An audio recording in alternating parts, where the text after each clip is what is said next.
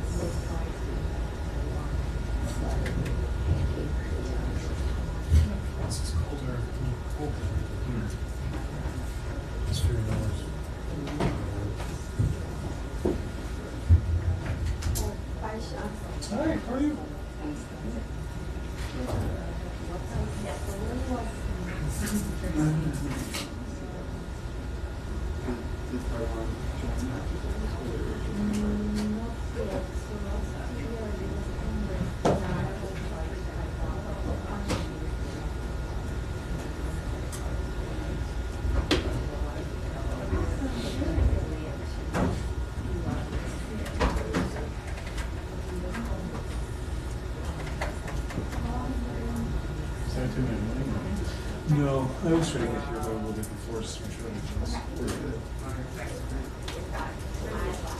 Yeah, you don't want to be like scrambling to get into that.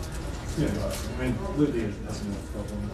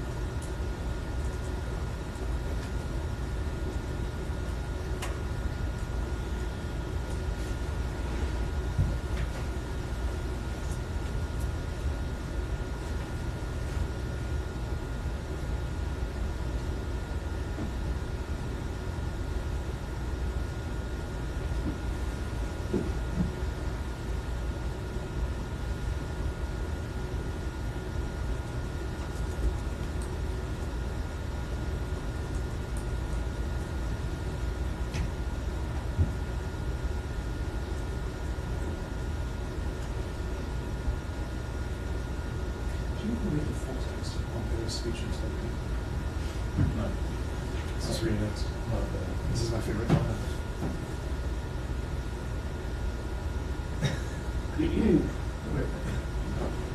I guess he does have a sense of humor.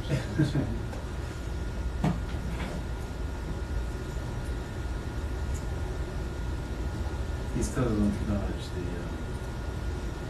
justice plan. Yeah, I'm sure he does. You don't have a narrative plan.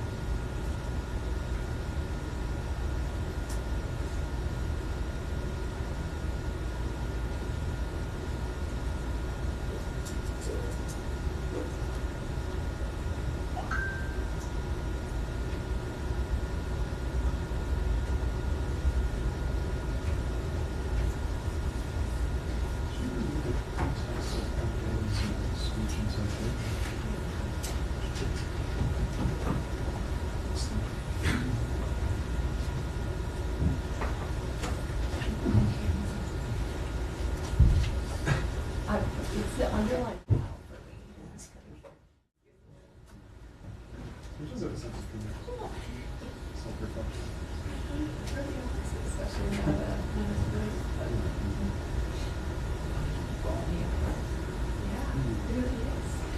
like most people have met on a different spot, so I didn't want to be right.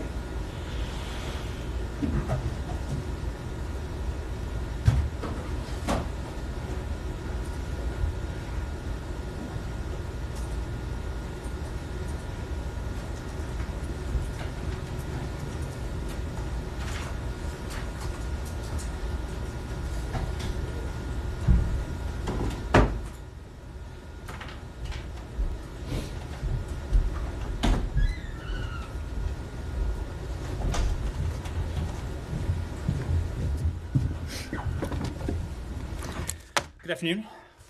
Welcome to Monday. You all heard this from the Secretary this morning, but I think it bears repeating, and that is we strongly condemn the Burmese military's executions of pro-democracy activists and elected leaders. These heinous acts of violence demonstrate the regime's brutality in a new and horrible light, and we remain concerned it also reflects an ongoing disregard for the human rights and rule of law.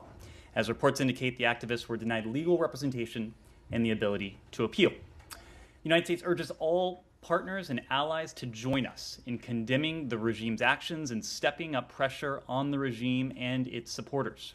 We call on the regime to cease executions, release all those unjustly detained, and restore Burma's path to democracy. With that, take your questions. All right. Well, I wasn't going to start with that, but I will now. So what are you going to do about it? Well, obviously, this is just transpired in recent hours. We have been in touch with our partners around the world, to include our partners in ASEAN.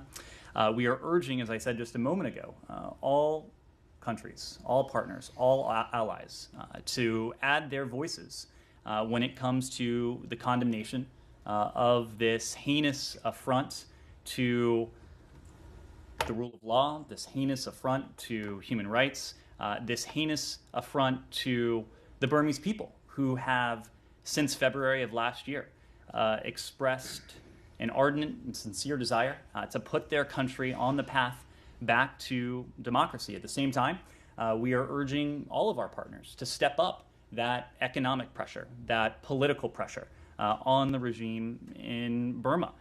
Not only is this an affront to the human rights of the Burmese people, not only is it a slap in the face to the millions of Burmese who wish to see their country back on the path to democracy, it's also a direct rebuke of the appeal that the junta heard and the world heard from the ASEAN chair, Cambodia, in this case, and other ASEAN leaders who warned the junta in no uncertain terms not to carry out these executions.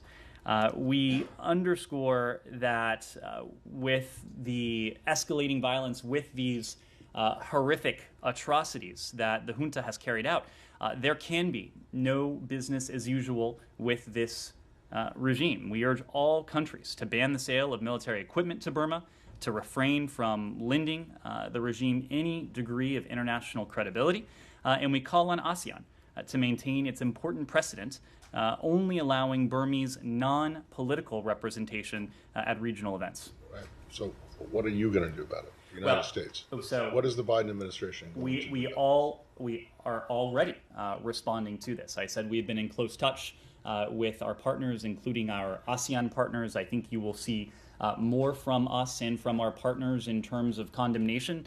And we have made clear all along, since February of last year, that the costs on the Burmese regime, the costs on the junta will continue to escalate. We will continue to escalate those costs with the economic pressure that we have imposed and that we're prepared to impose. We, of course, don't preview our own sanctions, but all options that serve to cut off the regime's revenue, which it uses to perpetrate this violence, it's on the table. When considering any such actions, we're, of course, looking to any potential humanitarian implications for the people of Burma, who have already suffered far too much for far too long since this junta came to power. But again, all options are on the table. We're going to work with our partners to see to it that the steps we take going forward are coordinated so that they have maximum effect on the regime. Okay. But do you think that condemnation, which you just called for again, and which you asked for all your partners and allies to join in, is enough? It's not enough. In itself? It is not enough, and it's certainly not the totality of our response. Our response includes the statements that you've heard, the statements that you will hear from the United States and our partners, but the economic measures, the political measures, the diplomatic measures, and the very clear call that we have put out to partners around the world that it cannot be business as usual with the junta. Just to follow up on that, you're urging partners to step up. I think a lot of activists, a lot of Myanmar people have been asking for the U.S. government to step up in terms of its response for a long time. In that, you've done a lot of sanctions, but you haven't done any sanctions that target the gas exports that are the main source of foreign revenue for the junta. So why haven't you taken any action on that? If you're asking for not to be business as usual for the junta, why haven't you taken any action on these gas revenues, and will you do that now? All means all. When I say that all options are on the table, I mean that all options are on the table. We are discussing additional response options that we could implement ourselves, that we could implement in coordination with our partners in ASEAN, our other like-minded partners with whom we've worked since February of last year to seek to put Burma back on the path to democracy. Even as we consider all of those measures, we are also cognizant of what needs to be a central charge, and that is to do no harm, or to do no additional harm in this case. It's clear that the coup has done tremendous harm to the people of Burma, hundreds of whom have been killed in this senseless violence, too many of whom find themselves political prisoner of a regime that isn't tolerating any form of dissent or opposition. So as we consider our next steps, as we consider all potential options, we are also taking a very close look at any potential humanitarian implications of steps that we might take. And you're talking about enhancing support for the Burmese people. Obviously, a lot of the Burmese people have taken up arms against the junta. Do you still draw the line on military support for the opposition to the junta, and is that something you're going to consider? We're seeking to put Burma on the path back to democracy. Our goal in this is a political one. Our goal in this is to help advance the same objective and the same goal that we've heard the people of Burma, so many of whom have taken peacefully to the streets to demonstrate their support for a return to democracy. It's our goal to support them, and we will continue to support them with appropriate means. What if other countries, allies, partners were to offer support for military opponents? Would you be against that? Again, our goal is a return to democracy. A protracted conflict, a protracted civil war would not be in anyone's interest, not the least the people of Burma. To clarify, we say all measures are on the table. We talk about economic, diplomatic means. Correct. When you said that all countries need to condemn and take action, can you talk to the role of some of the major players there, including China in particular, India to a certain extent, that haven't completely distanced themselves from the junta? Well, now is the time, because you were right, Sean, in your question that there are countries around the world that haven't done enough, certainly, when it comes to rhetorical condemnation, when it comes to imposing costs, when it comes to the core charge, that it cannot be business as usual with the junta. We have discussed the goal of putting Burma back on the path to democracy with virtually all of our allies and partners in the region. There are some countries in the region, you named a couple of them, where we have had in-depth discussions. When the Secretary met with Wang Yi not all that long ago, Burma was a topic of discussion. We've discussed it with other senior PRC officials. Arguably no country has the potential to influence the trajectory of Burma's next steps more so than the PRC, and we've called on all countries to act responsibly, to use their influence in a way that is constructive, to use their influence in a way that works for the interests of the Burmese people, and then ultimately puts Burma back on the path to democracy. The fact is that the regime has not faced the level of economic and, in some cases, diplomatic pressure that we would like to see. We are calling on countries around the world to do more. We will be doing more as well. Could we go to a different topic? Does somebody else also more in Myanmar? Sure. Russia. Sure. There and Ukraine. There was a statement that the Secretary made on Saturday regarding the strike in Odessa. Just following up on that, does the United States believe this was a violation of the agreement reached in Turkey? So you saw the statement from the Secretary over the weekend. As he alluded to at the time, Russia's brazen attack against the port city of Odessa only 24 hours after this agreement was signed, it certainly undermines the credibility of Russia's commitments to the other parties to this deal, the United Nations, Turkey, and Ukraine, as well as its broader humanitarian commitment that it made in the July 21st agreement. It also highlights, we believe, that Moscow continues to behave in ways that intentionally prevent desperately needed food from reaching many of the world's most poor, those who are suffering the most acute effects of the food insecurity that Moscow's invasion of Ukraine has exacerbated. Despite these attacks, we do understand that the parties are continuing preparations to open Ukraine's Black Sea ports for food and fertilizer exports. We are clear-eyed going forward, but we also continue to expect that the Black Sea Agreement will be implemented. We know that the world will be watching, as you heard from the Secretary.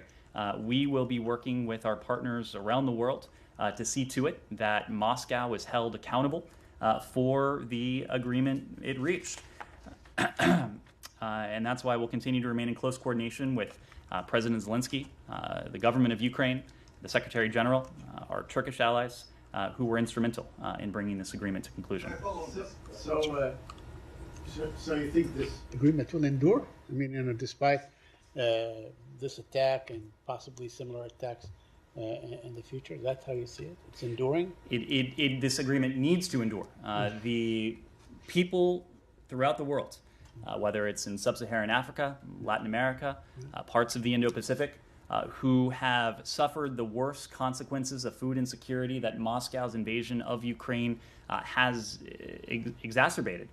It needs to endure for their benefit. We have heard from the parties that they're moving forward with preparations to see an initial tranche of food and fertilizer move out in the coming days. It is certainly our hope that that happens, but again, we're also clear-eyed. We acknowledge that Moscow's track record when it comes to previous deals that it has struck is not exactly a cause for optimism. It harkens back to what we heard and what we saw from Russia in the context of the humanitarian corridors that were to have been opened for evacuations of civilians and others from besieged cities. In some cases, those humanitarian corridors were open for just a few days, or in some cases, just a few hours before Moscow appeared to renege on its agreement. In this case, it's very clear that Moscow, as one of my colleagues put it last week, has felt the heat of global opprobrium because the world now knows, it is now clear, that rising food prices, rising energy prices, food insecurity more broadly, has been exacerbated by, in recent months, one cause more than any other, and that is Russia's war against Ukraine. It's very clear that Russia has felt the pressure. For those of you who were with us in Bali, Indonesia, the other week for the G20 Foreign Ministers meeting, many of you saw this up close. The only walkout from the G20 was not by the United States, not by any one of our allies and partners, but by Foreign Minister Lavrov, who, after sitting through a number of statements of strong condemnation, a number of statements of strong concern from countries around the world who have felt the acute pain of this growing food insecurity, determined that he had heard enough, and he left the session, before the session, in fact, on global food insecurity. So it's clear that the world has been able to speak largely with one voice on this. We will continue to do what we can to support the UN, to support our Turkish allies, because we know the importance of this grain, of this fertilizer, reaching global markets. So you said last week that Russian grain is not in any way sanctioned, or there are no sanctions imposed. That's right. But the Russians claim that there are secondary sanctions that impact their ability to export their grain and so on. Can you comment on this? The Russians have made a number of claims in recent days, but also over recent months in the context of Russia and Ukraine that amount to nothing more than misinformation, or in some cases disinformation. The fact is that we have been very specific in designing this sanctions regime to see to it that food and fertilizer from Russia is entirely exempted, to see to it that companies around the world have the assurances that they need to export these products, knowing the vital role that Ukraine's grain, Ukraine's fertilizer and food from the region plays, given that it is essentially a breadbasket for the world. Yeah, you keep saying this, making this comment about the Russians being isolated and Lavrov walking out of the G20. But, you know, the guy just has just finished up a 4 or 5 country tour of Africa, starting in Egypt, going to Ethiopia, then Uganda, then Congo. That's not exactly a picture of isolation, is it? Matt, I think you were there. You saw and you heard some of the messages that emanated from the G20. The G20 being a fairly diverse cross-section of countries with diverse interests and perspectives, but there was a broad consensus among this collection of countries, some of the world's leading economies, that Russia should be condemned for its actions, that its actions were exacerbating and perpetuating the global food crisis. It is becoming clear that Russia is recognizing that its own actions have caused it to become a pariah. I made an allusion to this a moment ago, so you're saying that these trips the defense minister was just in Turkey, right, signing this agreement. Now, what happened in Odessa happened in Odessa, but I mean he went there.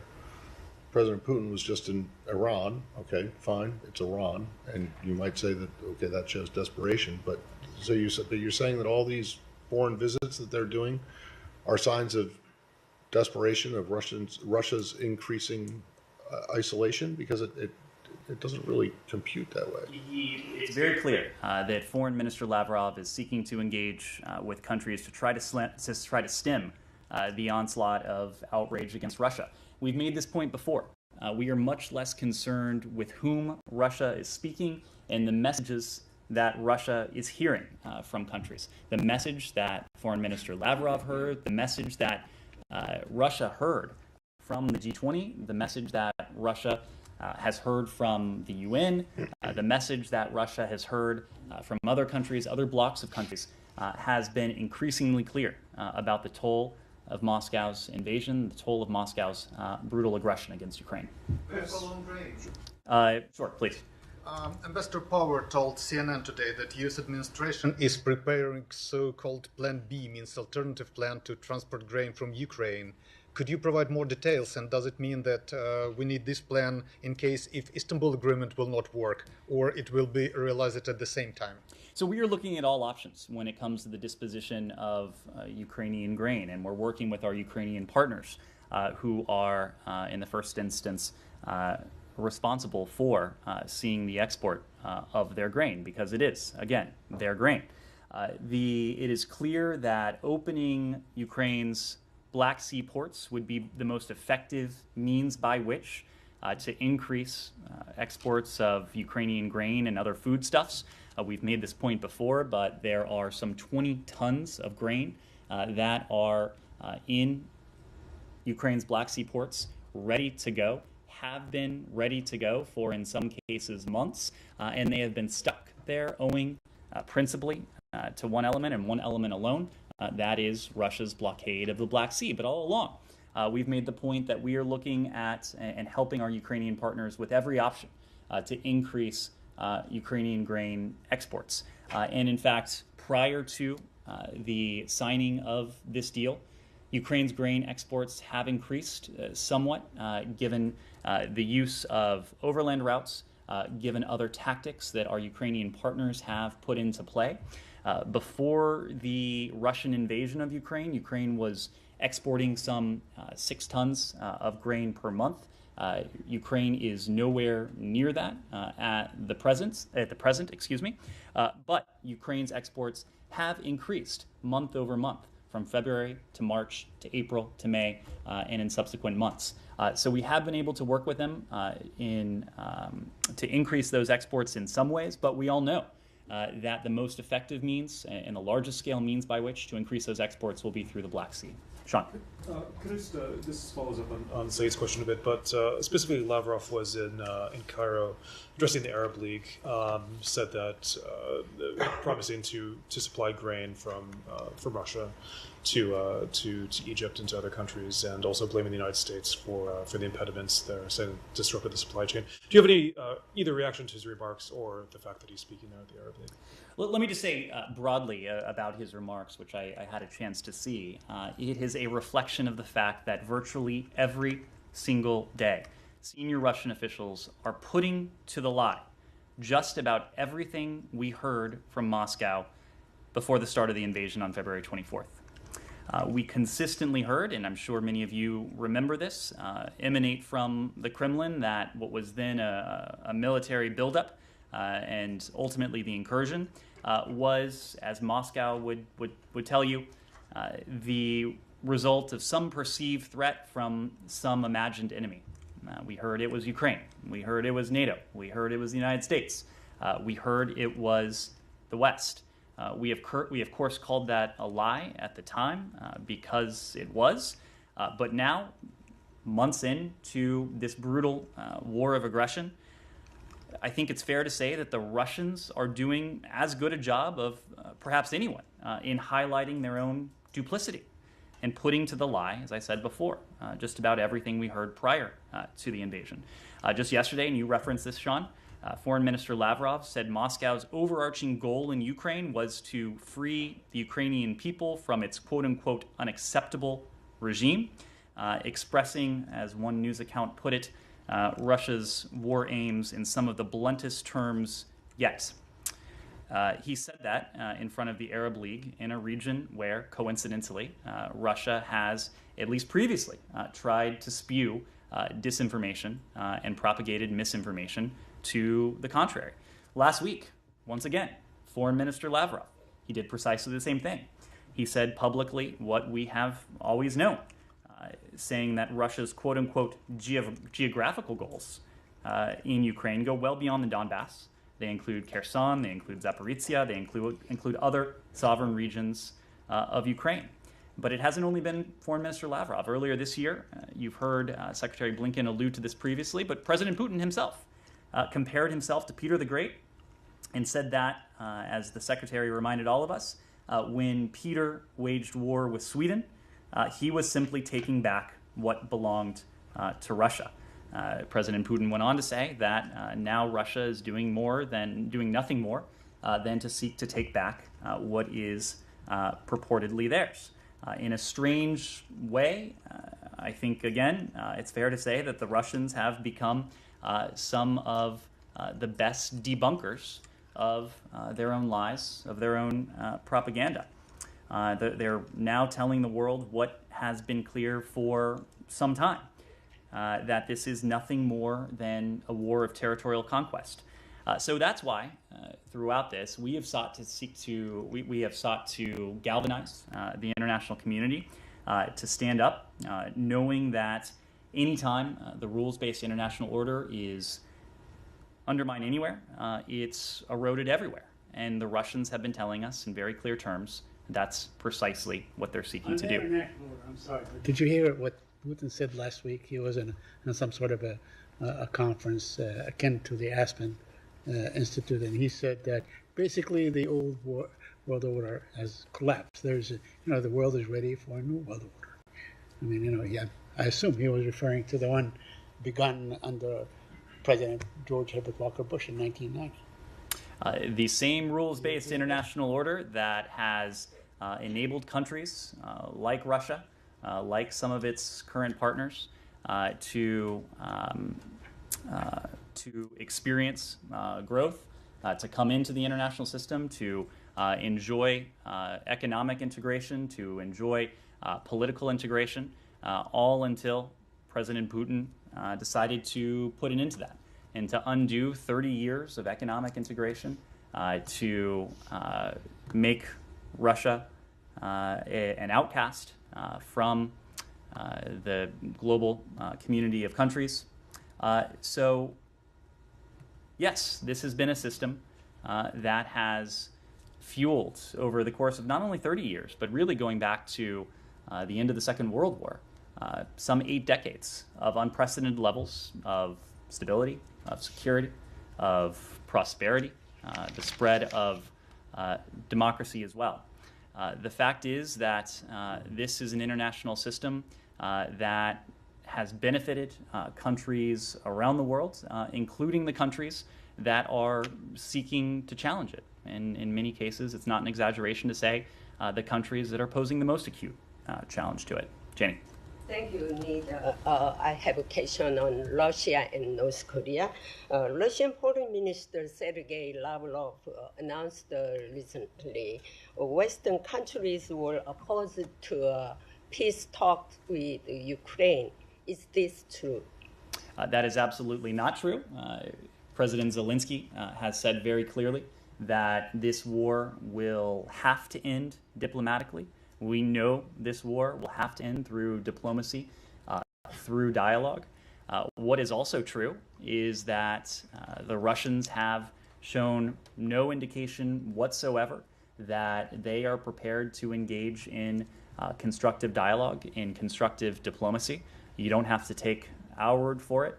Just about every world leader that has spoken to President Putin has, in some cases, said publicly, in some cases, conveyed to us privately, that there seems to be no room on the part of the Russian Federation for any sort of real negotiation, the kind of negotiation that the Ukrainians have been willing to take part in since the beginning of this Russian invasion of Ukraine. I'm reminded of another lie that we heard emanate from the Kremlin, that peace talks were ongoing in March only to have what the Russians claimed was a Ukrainian withdrawal from them. The great irony, of course, is that it is Russia, not Ukraine, that is responsible for perpetrating this brutality against the Ukrainian people, that is responsible for the continued bombardment, the continued military operations on sovereign Ukrainian soil. And it's Ukraine's leadership, including President Zelensky, that has consistently said they recognize this will have to end diplomatically, and they are prepared to engage diplomatically. Russia could not say the same. On North Korea, recently National Security Council officers said that North Korea is exploiting funds through ransomware hacking. How is the United States responding to this cyber hacking criminal groups? We have spoken quite a bit in this briefing room, and you've heard from other senior officials our profound concerns, the international community's profound concerns with the DPRK's WMD programs. But that is not the extent of the challenge that the DPRK poses to the international community. And its activities in cyberspace are another such challenge. We have released information indicating some of these nefarious and malign activities that the DPRK regime is undertaking online in some cases to raise funds that go towards its illicit WMD programs. We have used the suite of policy tools at our disposal, be it economic, be it political, be it law enforcement tools as well, to pursue those actors from the DPRK who are responsible for this, just as we have used some of those same suite of tools to go after those responsible for the proliferation of the DPRK's WMD programs. Yes. Of questions, Ned. First, on Tunisia, do you have any comment or reaction to the referendum on the constitution? Well, the voting is still ongoing, as I understand it, so we're awaiting the official referendum outcome based on the Independent High Authority for Elections in Tunisia.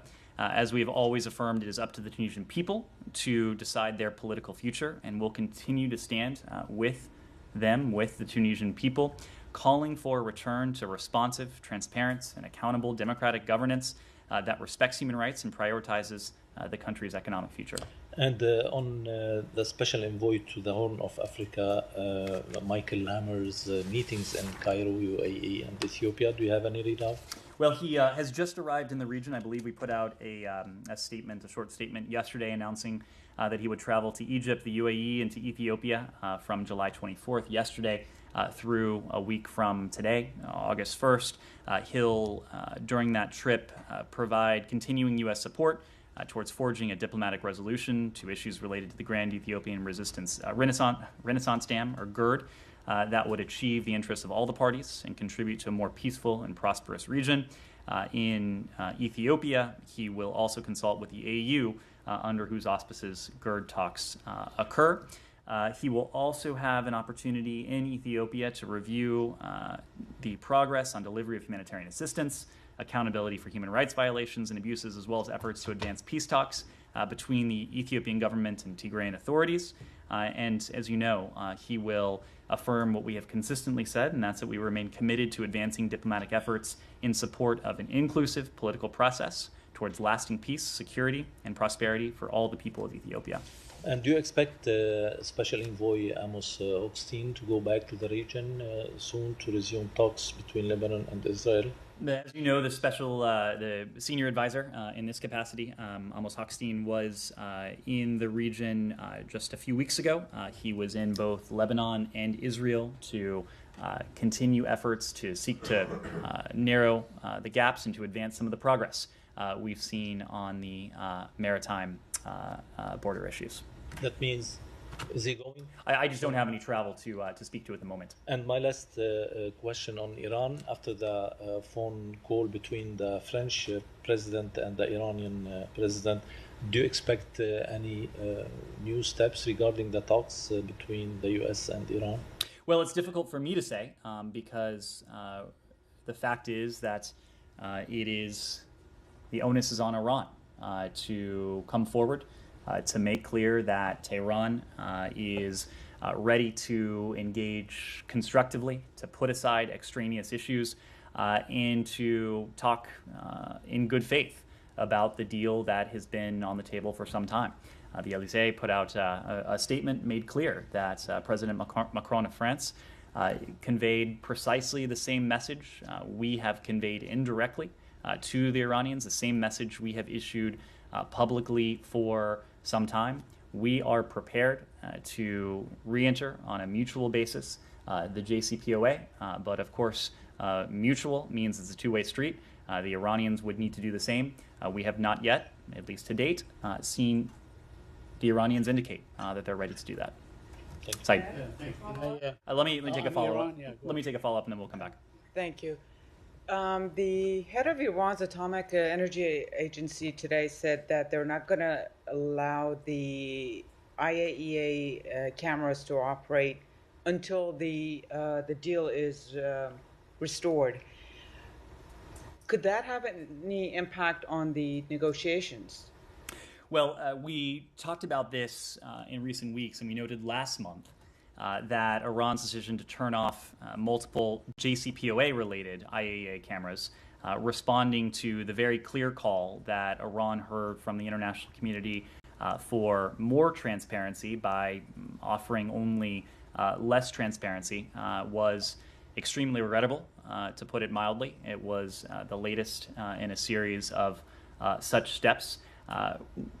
We know, and the fact is that maintaining reduced JCPOA-related transparency with the IAEA only complicates the challenges associated with a potential mutual return to compliance with the JCPOA.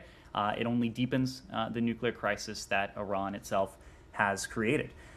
When it comes to potential implications, as part of any negotiated mutual return to compliance with the JCPOA, Iran will have to provide whatever information and transparency the IAEA deems necessary to allow it to verify Iran's JCPOA declarations. As we've said, we'll continuously reassess the non-proliferation benefits of the JCPOA. As I mentioned just a moment ago, we will continue to pursue mutual return to compliance with the JCPOA for as long as that assessment makes clear that a mutual return to compliance would be in our national security interest. That is to say that a mutual return to compliance would put us in a stronger position vis-a-vis Iran's nuclear program than we're in today. You say that you want them to drop their non-JCPOA demands. Iran keeps saying that it's that the U.S. Administration has to make a decision, a political decision. What exactly is that decision that they're expecting of you? Because the administration, the negotiators, should know what Iran wants from them. They're not saying exactly. So, can you tell us? I will let the Iranians air publicly what it is they are referring to with that. The fact is that we have made a political decision. We made a political decision early on in this administration. In fact, it was a political decision that the then candidate Biden articulated on the campaign trail. That is to say that if Iran were to re-enter the JCPOA, we would do the same. After months of painstaking discussions, there is an agreement that has been on the table, an agreement that essentially hammers out the logistics and the details of doing so. The fact is, we made that decision a long time ago. The Iranians, if they are serious about a mutual return to compliance, which they may not be, the onus is now on them to take that deal. So what is your assessment? You keep saying they want to or they don't want to. I'm sure that you have an assessment whether Iran is pursuing this in good faith, they really want to or not. Otherwise, why keep beating the dead horse? I mean, if you feel that they're not doing it. The Iranians certainly haven't done anything in recent weeks to suggest that they are eager to re-enter the deal. And in fact, every day that they drag their feet, or every day that is filled with nothing but silence on their end, it's an indication to us that they are not serious and that they are not ready to re-enter the JCPOA on a mutual basis. For our part, we are not dragging our feet. We're doing a couple things. Number one, we are working with our allies and partners in the context of the P5+1, but also more broadly to determine if there is an opportunity to return to mutual compliance with the JCPOA. And we're pursuing that for a reason that is extraordinarily simple, and that is because it is still in our interest to do so. In the background, as I mentioned just a moment ago, we're always conducting those technical assessments to determine when we might reach the point, and we will reach the point when the deal is no longer in our interest. But we are clear-eyed about the circumstances. We are clear-eyed about our Iranian interlocutors. And that's why for some time we have been preparing equally for scenarios in which there is a mutual return to compliance with the JCPOA and a scenario in which there is not a mutual return to compliance with the JCPOA. That was a focus of President Biden's trip to Israel and to Saudi Arabia, where he also had an opportunity to meet with leaders of the GCC+3. But these are discussions that we've been having for some time. Can I ask a quick question on the Palestinian issue?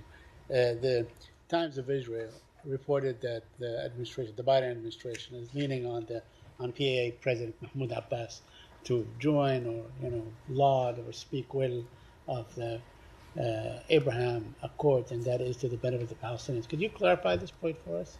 Well, what I can say, and you heard this very clearly from Secretary Blinken and from his counterparts in the Negev summit when we traveled to the Negev desert in March. And Secretary Blinken, for his part,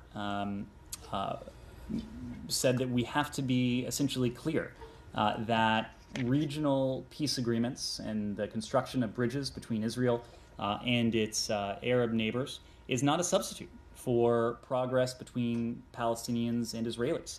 That is a message that we heard in the Negev. It is a message that we've heard since from other signatories to the Abraham Accords and to normalization agreements, acknowledging that the onus is on all of us to continue to strive for a world in which Israelis and Palestinians enjoy equal levels of security, of prosperity, of freedom, of dignity. So we unequivocally support the Abraham Accords. We unequivocally support normalization agreements. As you know, we've made no secret of the fact that we are looking to expand the circle of friendships and relationships between Israel and its neighbors, just as we continue to do everything we can, in many cases, with our partners in the region and beyond, to support the aspirations and support the needs of the Palestinian people.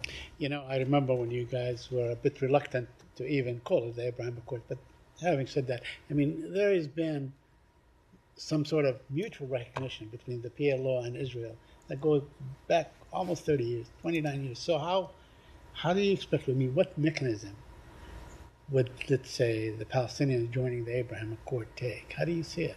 That is different than what they have now. I don't know that anyone is calling for that at the moment, Saeed. What we are doing is just as we work to reinforce and to expand this set of normalization agreements broadly between Israel and its neighbors, we are working towards those objectives that I outlined just a moment ago for the Palestinian people, a Palestinian people that is able to enjoy again equal levels of prosperity, of security, of dignity, and freedom as their Israeli neighbors. Yes. Do you have anything that you can preview for the U.S. Economic 2+2 later this week? What will be the primary focus for the discussions? There have been some reports that human rights safeguards in supply chains will be an issue. I assume that refers to China's role in supply chains in the Indo-Pacific. Could you comment on that specifically as well? Well, today is Monday. This is now slated to take place at the end of the week, so I don't want to get ahead of where we are, but we do look forward to welcoming our Japanese allies to the building later in the week. We'll do so in tandem with our partners from the Department of Commerce to have a wide-ranging discussion on our economic relationship and our economic priorities. I can assure you that supply chains will feature into that conversation, but we'll wait for later in the week to go further into that. Shannon. Brittany Griner is back in court tomorrow. Can you give us the latest on the department's involvement in her case and including any recent consular access? So this is something that, as you've heard from us consistently, is an absolute priority for Secretary Blinken. It is an absolute priority for Ambassador Carstens, our special presidential envoy for hostage affairs, with whom Secretary Blinken meets regularly. We, just as we do with Paul Whelan, we are working around the clock, behind the scenes, quietly, to do everything we possibly can to see to it that Brittany Griner's ordeal, just as Paul Whelan's ordeal, is put to an end just as soon as can be possibly managed. It is not something that we talk about for obvious reasons. I've made the point before that in the weeks preceding the release of Trevor Reed, it is not something that we talked about in any detail, but that did not diminish the activity that was ongoing behind the scenes to see to it that Trevor Reed was brought home, and we are working constantly behind the scenes to see to it that Brittany Griner, Paul Whelan, and Americans who are unjustly detained around the world can be brought home. In terms of our embassy's involvement, as you know, they have carefully monitored her trial. Our chargé was present at her last hearing. I have every expectation that the chargé will be there at the next hearing tomorrow as well. Our chargé and senior embassy officials have been able to speak to Brittany Griner in the context of those court appearances. In some cases, Brittany Griner has passed on specific messages. In one case, asking our chargé to pass on her request that all of those here in this country who are whose attention is so trained on her case to keep the faith, and that is a message that we did in fact pass on publicly. Yes, Simon. On Rwanda, I know you don't usually comment on congressional correspondence, but I wonder if I could ask sort of broadly on the U.S. policy towards Rwanda in the light of the Senate Foreign Relations Chair Menendez's letter, which highlights concerns about human rights and political repression in Rwanda. So he basically says the U.S. can no longer look the other way as Rwanda foments rebellion and violence in other parts of the continent, referring to the DRC, and also highlights the case of Paul Rusesabagina, who is a U.S. permanent resident who's detained there. What's your response to this kind of questioning of the U.S. support for the Rwandan government? You're a major donor. I think you're the largest donor to that government. Do you agree with those concerns? Well, you're right that we don't comment publicly on congressional correspondence. In this case, I have seen that the senator's office has spoken publicly to the letter with which I'm familiar. I have every expectation that Rwanda will be a topic of discussion between the United States, between the Department of State and our congressional partners. It is absolutely the prerogative of Congress in pursuing and conducting its oversight role to ask questions of our policy that is always responsive to events on the ground. And so, of course, we are taking a close eye to events on the ground, including tensions between the DRC and Rwanda. We've said before that we're concerned about the rising tensions between the DRC and Rwanda. We've urged both sides to exercise restraint and to engage in immediate dialogue to de-escalate tensions and hostilities. We've made clear the fact that we continue to support the Nairobi process as an effort to de-escalate these tensions. And when it comes to Paul Rusesabagina, this gets back to the last question, but we do have no higher priority to seeing the release of those Americans who were held unjustly anywhere around the world, and that includes Paul Rusesabagina in Rwanda. This is a case that Roger Carstens, Ambassador Carstens, in his office are working on. We've renewed our call for the Rwandan government to address procedural shortcomings in its judicial process. We're aware of the serious concerns about Paul's health. We continue to urge the government of Rwanda to ensure he receives all necessary medical care. We have concluded for some time now there were violations of his fair trial guarantees as well. And in light of all that, you don't think that the level of aid that the US gives to Rwanda is inappropriate? Well, this is something that we always take a look at. It's something that we consult closely with our congressional partners with as well. Yes? I just wanted to ask on House Speaker Pelosi's potential trip to Taiwan. I'm just wondering if there's anything you could tell us about the State Department's analysis around the timing of the trip, anything on the messaging or threats that we've heard from the Chinese Foreign Ministry about a potential response or the grave impact it might have on U.S.-China relations, and anything else about the sort of diplomatic fallout we might see if such a trip was to go forward. Well, it's impossible for me to speak to some of those elements for the very reason that the Speaker's office has not confirmed any travel or potential travel. We'll, of course, refer to the office of the Speaker for any travel she may undertake. When it comes to what we've heard publicly from the PRC, from the Ministry of Foreign Affairs, In this case, I'm not going to respond directly, but I will just restate our policy, and that is that we remain committed to maintaining cross-strait peace and stability, and our One China policy, which is guided, as you know, by the Taiwan Relations Act, the 3 joint communiques, and the 6 assurances. We, of course, don't have diplomatic relations with Taiwan or support Taiwan independence, but we have a robust, unofficial relationship as well as an abiding interest in maintaining peace and stability across the Taiwan Strait. Yes? So you're saying that the State Department has no opinion about this potential visit? We don't have an opinion about a visit that hasn't been announced. It is not for us to weigh in on potential travel or hypotheticals. We'll defer to the Speaker's office to speak to any plans she may have. Well, right, but I mean, she's spoken about the possibility of it. I believe her office has made very clear that they don't confirm or deny any potential travel. Yes? Just 2 follow-ups, one on the grains and Plan B. Since when has it been under discussion? Since when has... The Plan B or any other route? Well, I wouldn't call it a Plan B, again, because we need to put a finer point on it, the Ukrainians are seeking to utilize every viable route to export grain and other foodstuffs. So the fact is that we've always, since the start of Russia's aggression, been working with our Ukrainian partners, recognizing that Russia's brutality would exacerbate global food insecurity.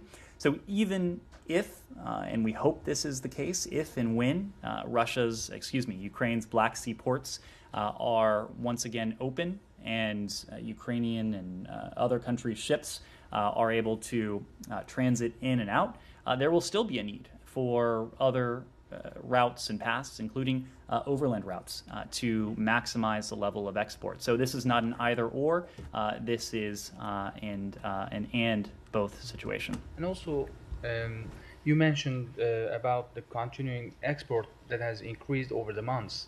Could you tell us how much of it is from Odessa or from the south or from the east? Do you have any? Well, when it comes to maritime exports from Odessa, the fact is that Moscow has maintained an effective blockade of the Black Sea ports. Land routes. I couldn't speak precisely. Would need to defer to our Ukrainian partners to speak to that. Another one on Iran. You said the ball is now with Iran, and also you added that it has been several weeks we haven't heard back from Iran in a positive step toward that deal.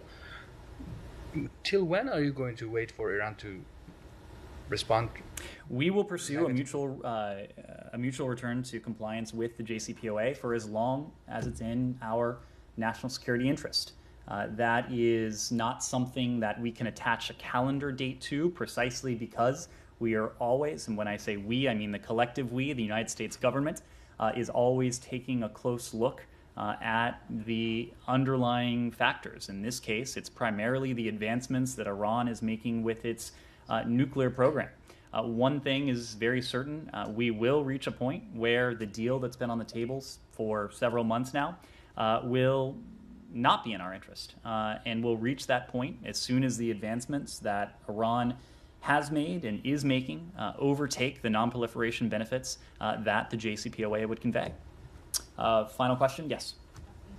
I have a question about review conference of NPT Treaty on Non-Proliferation of Nuclear Weapons, which will start next Monday. First, do you expect Secretary Blinken will attend the conference next week? And what do you think is the significance of review conference this time, especially in light of Russia's threat to use nuclear weapons? And what will the U.S. call for to make an international consensus during the review conference? Sure. So I'm not in a position to announce any travel at the moment, but let me just say broadly that the United States stands by the NPT, the Non-Proliferation Treaty. We think it is extraordinarily important to underline the obligations that the NPT puts forward for nuclear weapon states and for non-nuclear weapon states alike in the face of challenges to the global non-proliferation regime. We think it's important that the United States stands with the signatories of the NPT to make clear that even though it has been in effect for some time now, its relevance, its importance has not diminished a single iota over the years and over the decades. So without getting too far, I think you can expect Secretary Blinken to be personally involved in this effort, including in the coming days. Thank you all very much.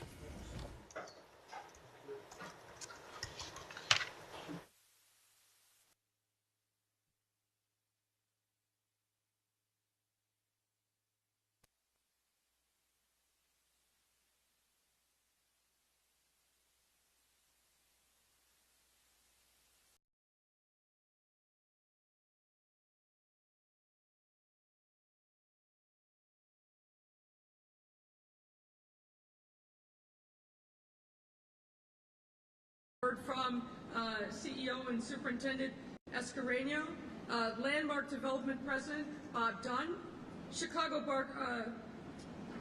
Department of Planning and Development Commissioner Maurice Cox, and Deputy Mayor for Economic and Neighborhood Development Samir Mayakar. Each year, Soldier Field proves to be an incredible asset for our city. From football games to major concerts and everything in between. This stadium has delighted countless audiences in its nearly century-long history. For that reason, it's easy to think that Soldier Field is a place where people go to have fun. But for our city, it is so much more than that. It remains a critical driver of Chicago's economy. The events hosted at Soldier Field generate direct revenue for the Chicago Park District, which funds programs across the city, as you just heard. But on top of that, it also generates hundreds of millions of dollars in economic activity and revenue for the city and for our businesses. Just yesterday, as you heard, Soldier Field seats were filled with fans coming to hear The Weeknd, who held a concert here. And already for 2023, dates are filling up.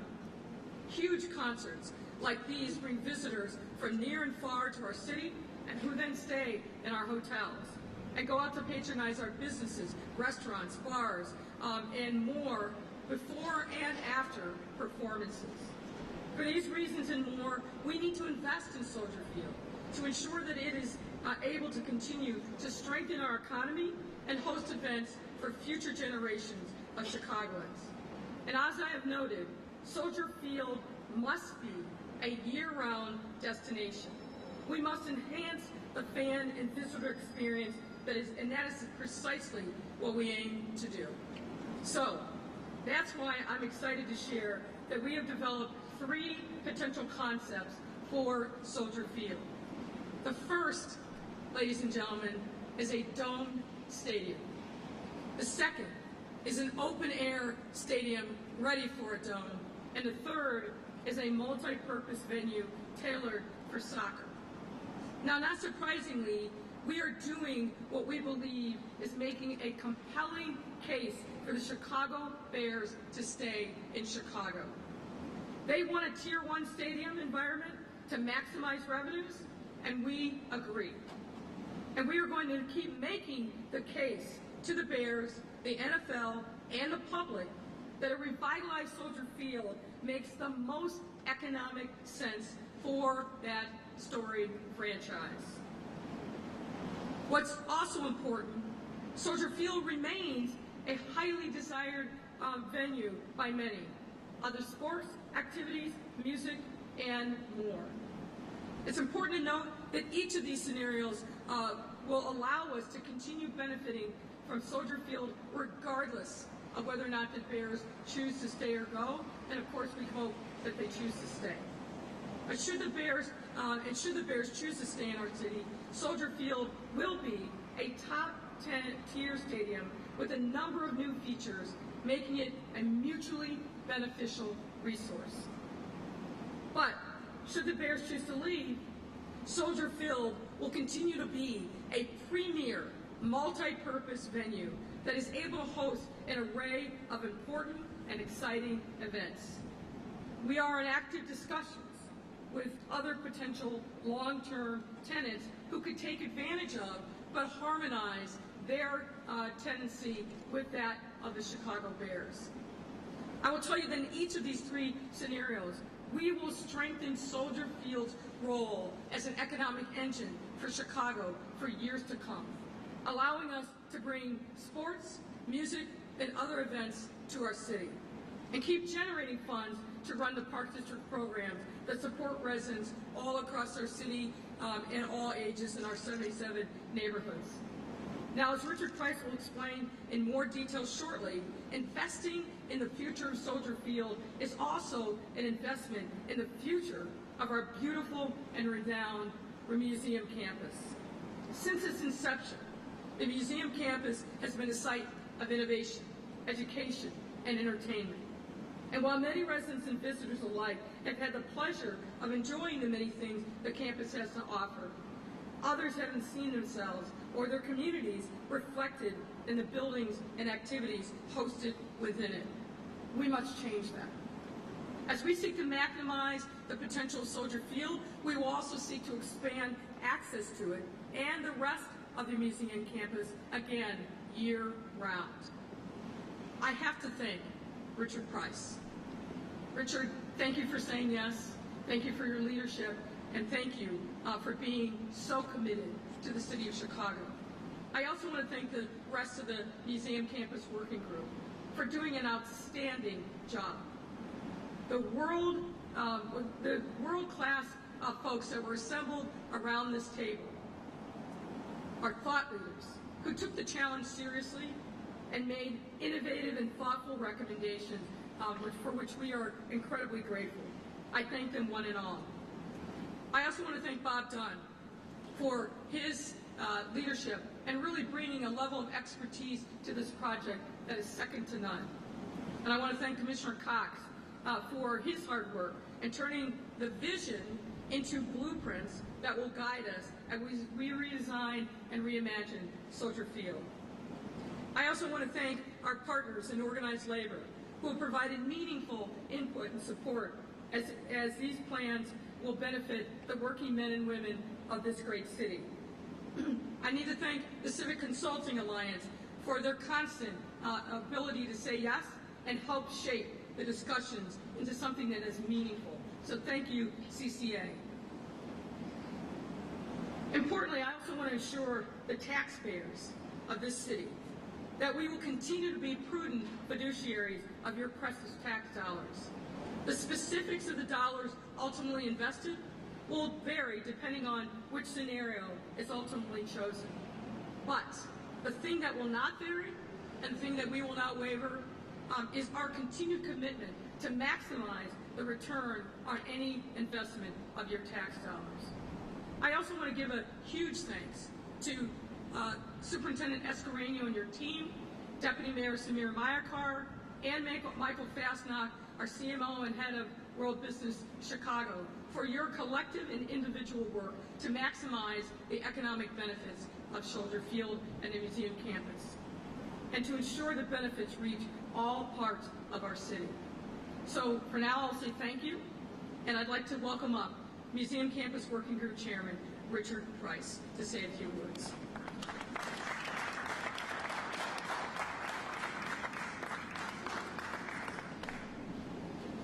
Thank you, everybody.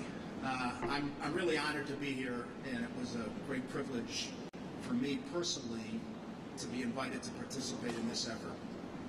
As a lifelong Chicagoan and somebody that is very interested in the viability of the city, this was truly a joy to be able to do this. My job actually was made fairly easy because the mayor had handpicked all the members of the campus working group. They were, as she described, very capable, interested citizens in the city, and they did an amazing job. And I also want to offer my thanks to everybody in the working group who helped create what you're seeing today. They really did the heavy lifting as part of the museum campus plan, the vision of which I think we've already shared with you. I also want to thank SLM, in addition to CCA and the others, because SLM was a great partner of ours as other resources were brought to bear to help us have a great vision for this. So I just want to tell you that the directions that the mayor gave the working group was create a vision. It's up to you. Figure out how you want to come together, how you want to collaborate, how you want to communicate with each other to really make something that is special today even better than it is today. And I think the group itself created 6 guiding principles that I want to read. And this came from within the campus working group. First and foremost is to enhance the campus attractiveness and relevance for all Chicagoans. Obviously really, really important. Provide a unified year-round museum campus experience. I think we go and come today, but we're challenged by some of the weather and some of the events not collaborating or coinciding with each other.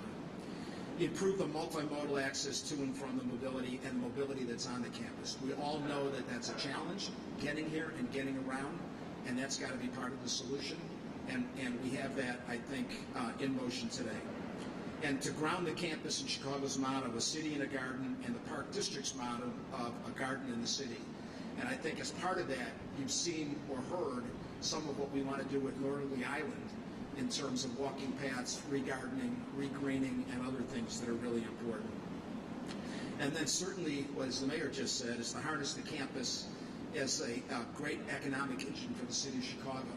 It's here today. There's a lot of good things going on, a lot of revenues being produced, but in my view, it doesn't even scratch the surface of the potential that can be here if we can all band together and work on this for the success. And then, finally, is to recognize the campus as the heart of a 20-plus mile lakefront in the park system.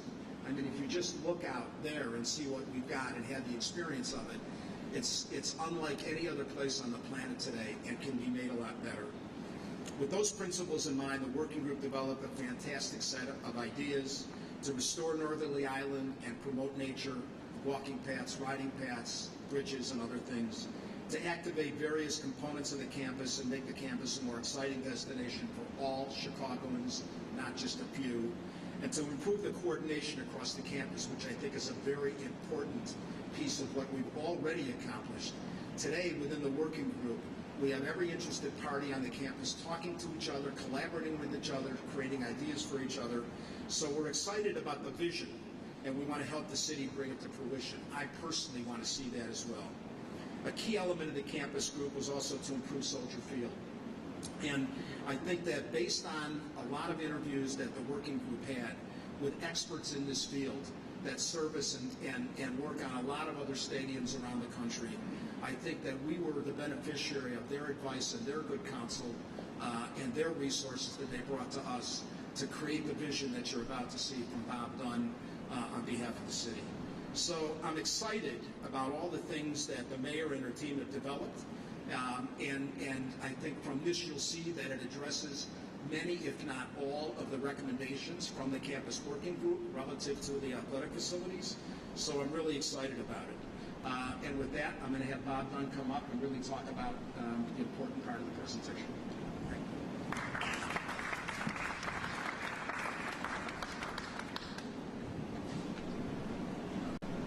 Good afternoon. Thank you, Richard. I also want to thank Mayor Lightfoot for her introduction and the opportunity to join you here this afternoon and share with you the work and the effort that's gone into building this vision for the future of Soldier Field and the museum campus. I had the opportunity to sit with the mayor some time ago and talk about this process. And what I was told was, don't come back with something that is short of world class, regardless of who the main tenants are in the building. We took that very seriously. We put together a team of our company, Landmark Development, Johnson Controls, Hunt AECom, and Clayco, and began to move through a process that we've been involved in over many years in professional sports, in particular with the National Football League. We've had the pleasure of developing the other 3 stadiums in the North Division, so this is familiar territory, and I can say for the entirety of my career, I've always felt that there is no city and there is no venue that has the potential to define the future of this industry in the same manner as Soldier Field and the museum campus. So with that, let me walk you through the process that we've been working on over the last several months, working in coordination with Richard, Martin, and the members of the committee. We've really focused on 5 main issues. And those 5 issues really start with the uniqueness of this site and the uniqueness of this building. There is only one Soldier Field. The mayor mentioned that there are 3 schemes that have been identified. In reality, there's one approach to this redevelopment that can be applied 3 different ways. And let me explain what those are. The dome scheme is where it begins. There have been many questions. Can Soldier Field evolve to become a dome? The answer is very clearly yes, it can. How do you get there? The image that you see on your left gives you an understanding of how Soldier Field can become a dome. It's basically a hybrid of how we built Ford Field in Detroit and what most recently has been done with U.S. Bank Stadium in Minneapolis. What I'm getting at is the dome is built on 4 what we call super columns and suspended above the existing structure of the stadium. What you could not do is rest all that weight on this current structure. But you can build the dome above it and then enclose so that the building is climate controlled 365 days a year. So the answer to that question is an absolute yes. Working inside the confines of this building as we know it today, Soldier Field can transform to become a dome. Secondly, the Dome Ready scheme is exactly the same as the dome scheme, short of the roof structure overhead. What's important to understand in that middle scheme, what you see in blue is new construction. What you see in yellow is structure that is retained. The reason that that's important is given the cost of stadiums today, being able to retain over 1 million square feet of structure toward the redevelopment of Soldier Field has a massive cost savings relative to building a new stadium. And the third scheme, the multi-purpose scheme, in some of the ways is the most interesting. Depending on what the eventual tenant base is of the building, to become a soccer-first building and to meet today's standards for professional soccer, the concept is to elevate the field 42 feet. And in doing so, you create an optimal sightline, an optimal bowl for soccer. It also opens up the opportunity to reprogram all of that area below 42 feet to the field level today to create community programming that we've estimated could drive upwards of 4.5 unique new visits to the museum campus on an annual basis. So these next 3 slides will give you just a sense of how do these three schemes, these 3 concepts play out in terms of the design, the engineering, and the execution. So we skipped over those, but we'll keep moving. So the second part of this equation is the site, the uniqueness of the site, the uniqueness of this building. There is no urban destination district in America that has the benefit of 15 co-anchors basically in a pedestrian footprint. There's only one place that occurs, and that's in Chicago. Secondly, when you look at what is the formula for building a urban destination district of tomorrow, this industry is changing rapidly. The formula goes like the graphic that you see on the slide. Co-anchors surrounded by massive visitation. You circulate today over 100 million people in and around this campus. Visitors,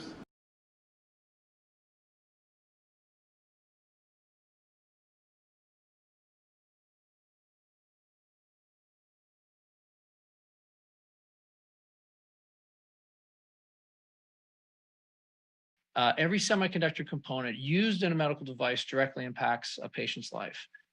And now we appreciate the efforts of the semiconductor companies to try to alleviate the current constraints with additional investments, but more capacity is needed. You know, that's why I've been a vocal supporter of the CHIPS Act for a while and urging Congress to pass and fund this act.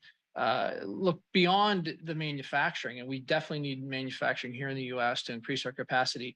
You know, we need expanded research and development as well.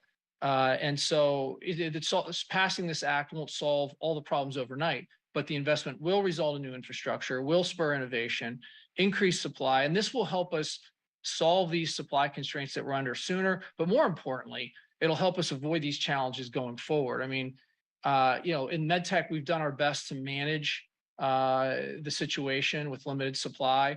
And we've been, nimble enough and adaptive enough to avoid major disruptions to delivery of patient care, but there have been disruptions and there's ongoing disruptions to patient care. And this puts a strain on an already strained, healthcare environment, the hospitals and the healthcare workers, as we're trying to move inventory around to cover cases.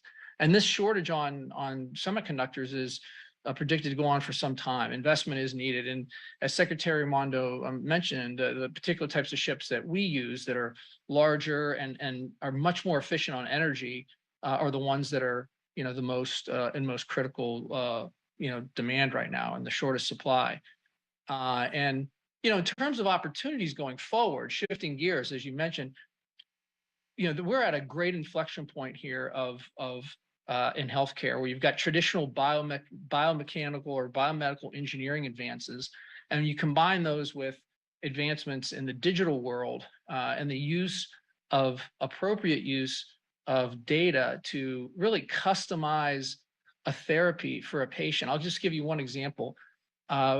Patients suffering from Parkinson's often get a stimulator to apply low amounts of stimulation to a certain part of their brain to control the Parkinson's symptoms, which are very difficult to live with.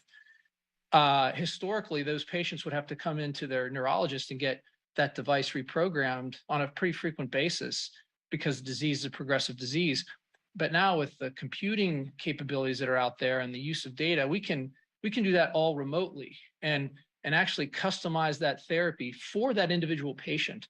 And the outcomes are just much better, and the strain on the healthcare system is much less. And I can give you thousands of examples like that, where the use of chips inside devices, on the edge, in the cloud, and the advancements in computing power are really being harnessed to change patient care. And in such a profound way, you're improving outcomes, you're improving access, and you're bringing down cost all at the same time. So that's the exciting part that we want to accelerate, but it's really hard right now, given the semiconductor supply that we're facing. Thanks. Thanks, Jeff. Tom, wonder if you can offer your perspective too. We've heard a lot about the concerns in the transportation sector and engines, but also both in the today constraints, but also the vision forward to the electrification of the transportation sector as well. We welcome your thoughts here. Thank you, Brian. And Mr. President, it's great to see you so well. Thank you for the opportunity to join this group of thought leaders from government and industry and labor on the importance particularly of innovation and funding for the semiconductor industry. I think Cummins is an over 100-year-old company. We are headquartered in Columbus, Indiana. We have over 25,000 employees in the U.S., and we work together to innovate on power solutions from the industrial sector. It's remarkable how much Jeff and I have in common with our perspective on semiconductors from completely different sectors. Like others at the table, we are facing a supply chain crisis. We are unable to get the components we need, and semiconductors is always at the top of the list. And semiconductors are really the basic building blocks. They're the steel of the 21st century. They're what make everything happen in the industrial sector, just as they do in the medical sector.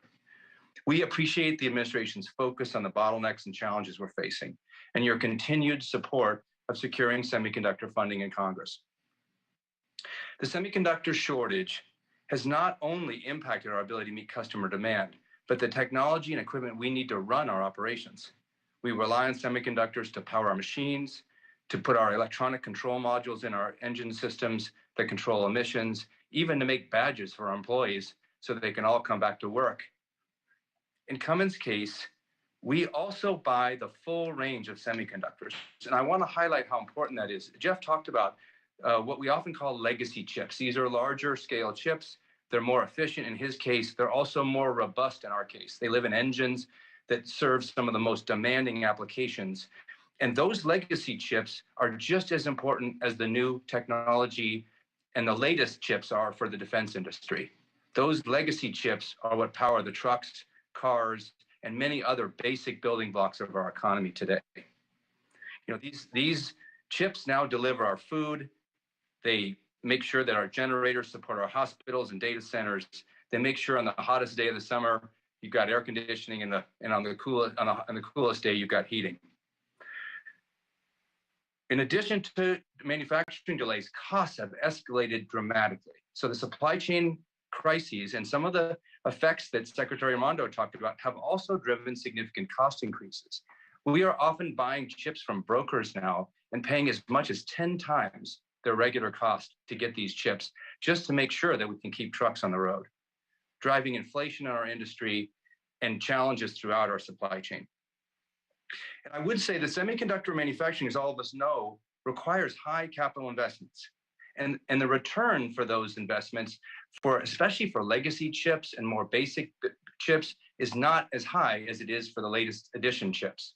I think that's why some of this funding is so critical to ensure the kind of investments we need made in the United States are actually made. We believe the Chips for America Act will go a long way to ensure not only the high-tech chips are made for the innovation of tomorrow, which is critical, but also that these basic and legacy chips are also provided as part of our supply chain. In addition to the semiconductor funding, this bill also provides critical funding for the National Science Foundation and other agencies that will ensure that we are keeping pace with the investments made by other countries for their domestic manufacturers. The way that I think about that is that the investments made in the CHIP Act are going to move us from wringing our hands about where we sit in competition with others to actually moving onto the field and helping the U.S. manufacturers compete.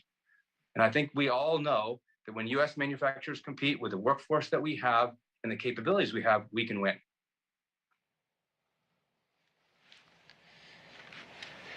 Thank you, Tom. Mr. President, with your permission, I would just ask Chris to come in here too. That last point, Tom, that you made, I think is very salient. That this is a bill that is also about opportunity for Americans workers and for the opportunity to build good jobs in construction and installation and operations of both the facilities to produce chips themselves and the larger and broader ecosystem. So, Chris, could you just give us your perspective from the ground of how you're thinking about this bill and where you see the opportunity for American workers?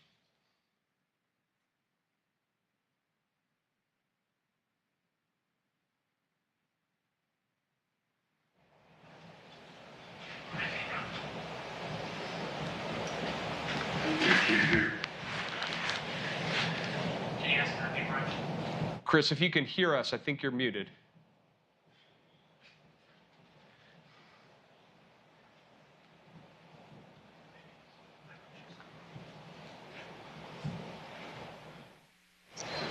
Sorry. Thanks for inviting me here, Mr. President.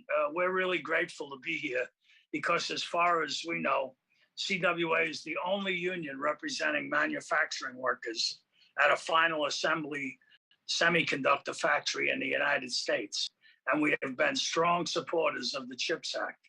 The CHIPS Act is a key component of both creating good jobs here in the U.S. and strengthening our ability to compete with China. Passage of this bill is going to drive a huge amount of investment in semiconductor manufacturing across the country. It will result directly in tens of thousands of jobs to help grow a key component of our manufacturing sector. As I mentioned, CWA already represents hundreds of workers in Mountaintop, Pennsylvania, right down the street from the president's hometown, who manufacture semiconductors, the only plant that we know of in the United States that's union represented.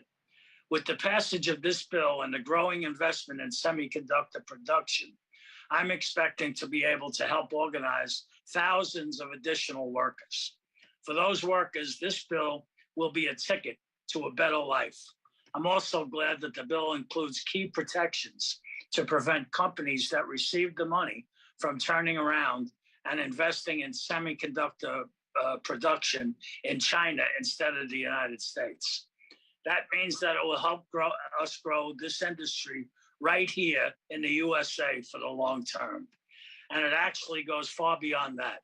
This bill will help prevent us from having to face the situation where the numerous industries that depend on semiconductors, and that's just about every industry, are simply unable to acquire them ever again. So this bill is a key part of rebuilding our manufacturing sector as a whole. There's no question that we need a comprehensive approach to compete and to take on China's unfair trade practices. This bill is a great first step in putting that approach together.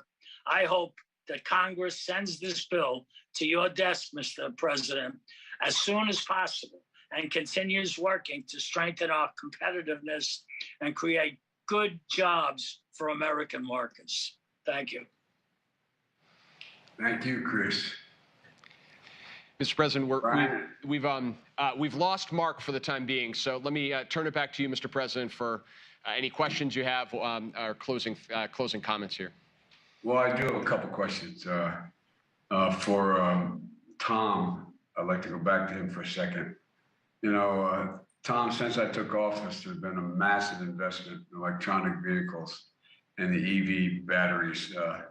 I know Cummins is on the cutting edge of fuel cell and battery electronic technology. These technologies use more semiconductors.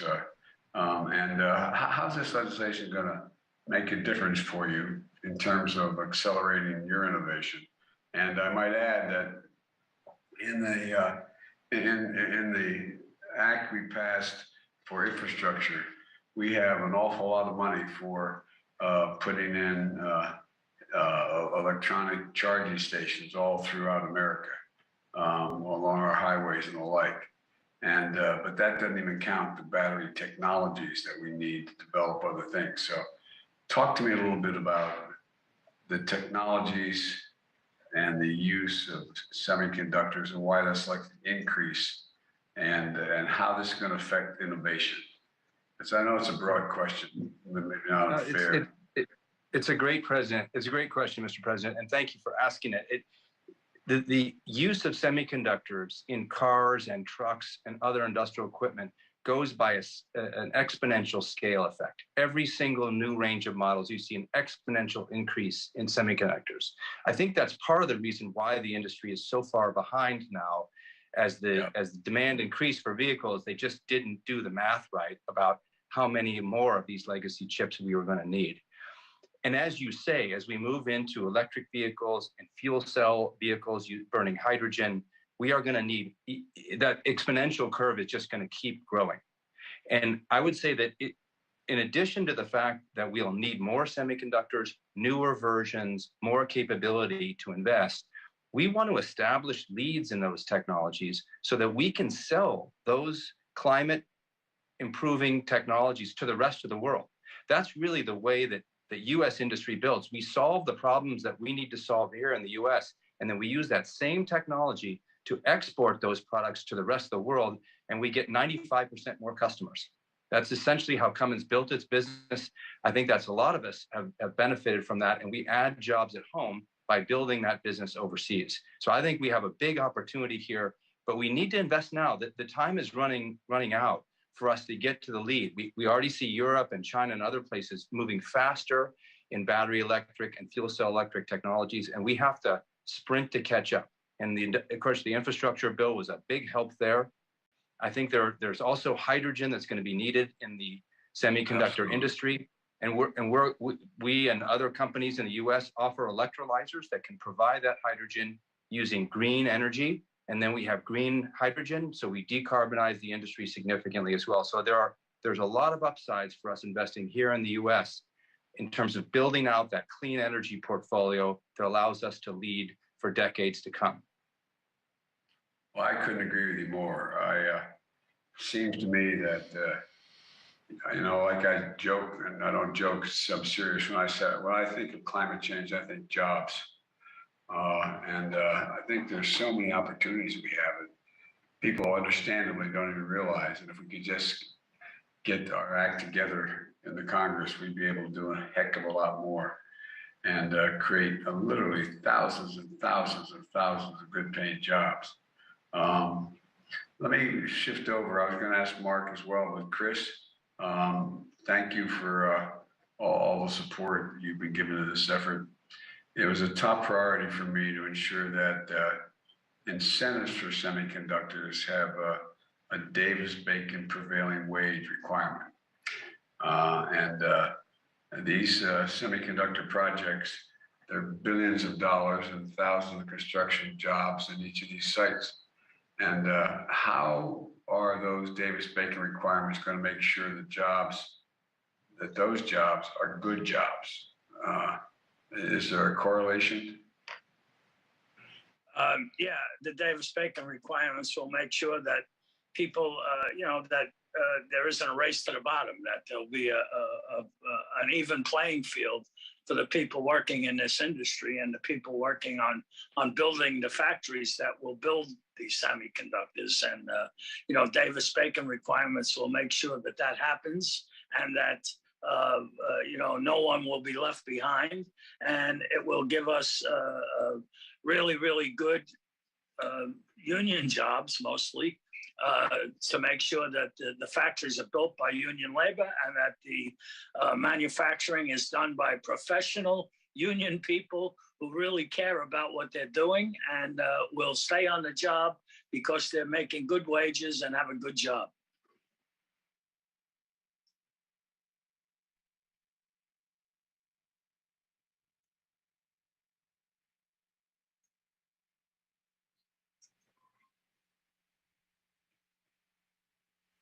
Union labor is that, all the folks working with you essentially have a college degree in the technology that they're working. I mean, you just don't join your union and all of a sudden everything falls in place. You got to go to school, in effect. You got to be trained. You got to be in a position to be able to do what you do better than anybody in the world does it. And so that was the reason why I'm pushing Davis-Bacon. And, some of the facilities, one that God willing will be built very shortly. It was announced a while ago, pending what happens in this legislation now, is one outside of Columbus, Ohio. It's going to create a whole lot of jobs. It's going to create a lot of jobs, but it's also going to create a whole lot of jobs building the facilities.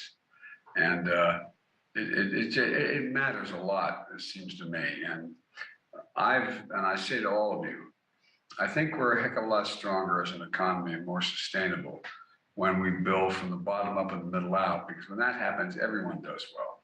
Business does very, very well. The wealthy do very, very well. And I think we got a shot as we move down the line here. And this CHIPS bill is an important piece of it, to be able to stay in the game and be the most competitive nation in the world. That's what we have to reestablish. We still are in a lot of places, but we got to do it here. And I don't know, Chris. You're talking about the benefits, the workers in the communications and media industry, as well as the importance of manufacturing jobs and the country's supply chain resilience. Do you guys talk about that? Do you worry about whether or not that's going to happen? I mean, is that something, when you're sitting around, you guys actually discuss in practical terms? We talk about it every day, Mr. President, because we see what's happening. We see that lots of industries, that, as some of the CEOs said, lots of them can't build or make whatever it is they make because they can't get semiconductors, for instance. And that, when it's another country making these things instead of good American workers, they can always stop, and they do stop. And we see this happening every day. And we worry about what's going to happen to this country if nothing is ever made here again. If we don't make it here, we can't be sure that A, it works, and that B, we're going to be able to use it. Well, we've actually increased manufacturing, thank God, even though we've missed opportunities. But we've increased manufacturing here at home. And look, I want to thank everyone for joining today's meeting. I know I've kept you a long time here. But the CHIPS Act, in my view, is going to advance the nation's competitiveness and our technological edge. We've been working closely with the Senate and the House to finalize a strong bipartisan bill. Congress must pass this bill as soon as possible so we can get it to my desk and we can sign it and get moving. I know we just talked about it, but for the folks at home, let me explain why this is so urgent. First, there's an economic imperative. As we just heard, this bill is going to supercharge our efforts to make semiconductors. Those tiny chips, the size of a fingerprint, which is So some are larger, but the size and fingerprint that power our everyday lives in America. They're the building blocks for the modern economy, powering everything from smartphones to dishwashers to automobiles. I could go on. America invented semiconductors, but over the years, we let the manufacture of those semiconductors get sent overseas. And we saw that during the pandemic, when our factories overseas that make these chips shut down because of, in the case of COVID, was a big reason for it, the global economy basically comes to a halt, driving up the cost for families all around the world, but particularly here at home. 1/3 of the core inflation last year, in 2021, 1/3 of it was due to the high price of automobiles. You know what? That's driven by the inability to manufacture more automobiles. Why? The shortage of semiconductors. 1/3. And even as we had that historic job growth and economic growth last year, we sacrificed $240 billion in additional economic activity because of the chip shortage. So for the sake of the economy and jobs, we have to make these semiconductors here at home. Second, as you heard, there's a national security imperative, as Deputy Defense Secretary Hicks and Jake Sullivan pointed out. Semiconductors also power our weapon systems. And Jim, earlier this year, I went down to Lockheed's factory, as I said, in Alabama, where they're making the Javelin missile that we're supplying to Ukraine to defend themselves against Putin's unprovoked war. It's crystal clear to me that we need these semiconductors. Crystal clear. All you have to do is be there to talk to the workers, not only for these Javelin missiles, but also for the weapon systems of the future, that we're going to even be more reliant on advanced chips. Unfortunately, we're not producing enough of them. Taiwan produces 90% of the leading edge chips. We produce 0. China is moving ahead of us in manufacturing these sophisticated chips as well. As we watch the US production of these chips decline from 40% of the global production to 12%, at the same time we watch China go from 2% to 16%. And China's goal is to reach, they've stated, is 25%. They need to produce 25% to become fully self-sufficient. It's no wonder China's watching this bill so closely and actively lobbying US businesses against the bill. America invented the semiconductor. It's time we bring it home. Doesn't mean others can't do it. It's time we bring it home for all that we need for our security and our economic growth. Third, it's just not me signaling an urgency here. Listen to the business leaders here today and across the country. They're making decisions right now about where to invest and ramp up production of these semiconductors. Are they going to invest in China, India, Japan, South Korea, the European Union? They're all making historic investments in the tens of billions of dollars to attract businesses to come to their countries, the countries I just named, to produce these chips. The United States has to lead the world in the production of these chips, for our own safety's sake as well as economic growth. Let me be clear. This bill is not about handing out a blank check to companies. Commerce Secretary Raimondo will be overseeing the key investments of this bill, explained how she's laser focused on the guardrails that will protect taxpayers' dollars and interests of the American workers, small businesses, and the communities in which they reside. The bill required that I personally have to sign off on the biggest grants before they can be dispersed. It's not sufficient. I've got to sign off on the big ones. Secretary Raimondo will have the power that if companies don't meet the commitments and that they're required to meet in this bill, she can take back the money. This includes the requirement on construction of these semiconductor facilities to pay Davis-Bacon prevailing wage, which will ensure that tens of thousands of new construction jobs are good paying union jobs, and the facility is the best built in the world. And we're not allowed, we're not going to allow companies to use these funds to buy back stock or issue dividends. They have to invest. And finally, this bill is about more than just semiconductors. It authorizes significant investment in American science and technology, which I mentioned earlier. We have a need to power our economy and national security for the decades to come. We make those decisions now. And the bill has requirements that when use of taxpayer dollars to fund research and development, the companies who get those funds have to deploy that technology that comes from that R&D and the manufacturing of it right here in America.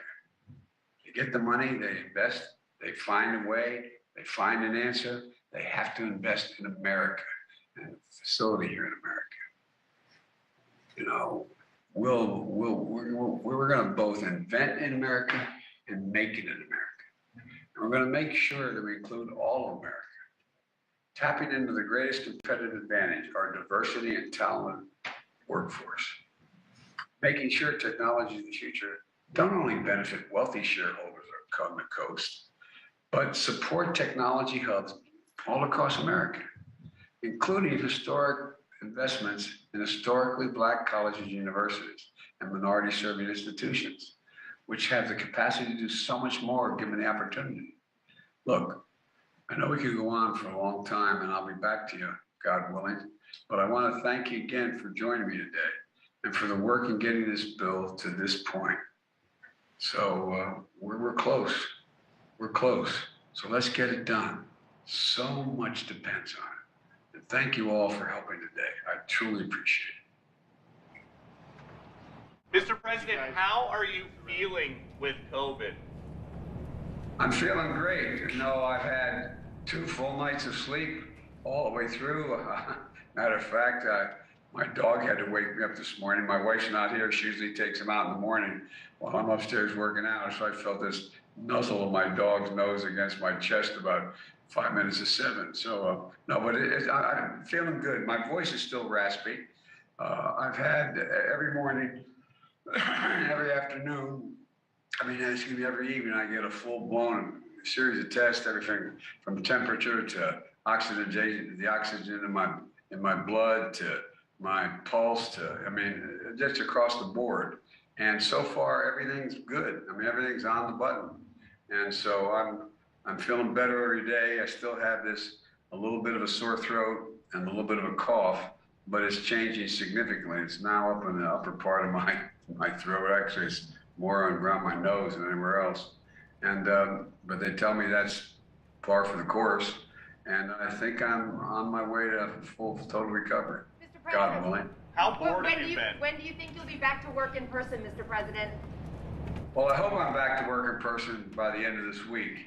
But as you know, I've been keeping a full schedule. I mean, I've done 4 major events today, and I didn't start today until 9:30, but and I'll finish today probably by, what time is it now? I'll finish about 6:30. Plus, I'm not keeping the same hours, but I'm meeting all my requirements that come before me, and we're making decisions on a whole range of other topics as well. Mr. President, will you speak with President Xi of China this week? That's my expectation, but I'll let you know when that gets set up, okay? I promise I'll let you know. I'll not be surprised. And Mr. President, we're getting GDP numbers on Thursday. How worried should Americans be that we could be in a recession? We're not going to be in a recession, in my view. The employment rate is still one of the lowest we've had in history. It's in the 3.6 area. We still find ourselves with people investing. My hope is we go from this rapid growth to steady growth. And so we'll see some coming down. But I don't think we're going to, God willing, I don't think we're going to see a recession. Thank you all so very much. Feel better. Thank you.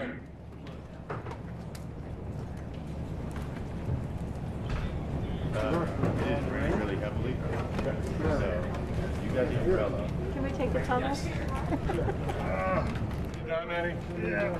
You're rolling still. Yeah. Thank you.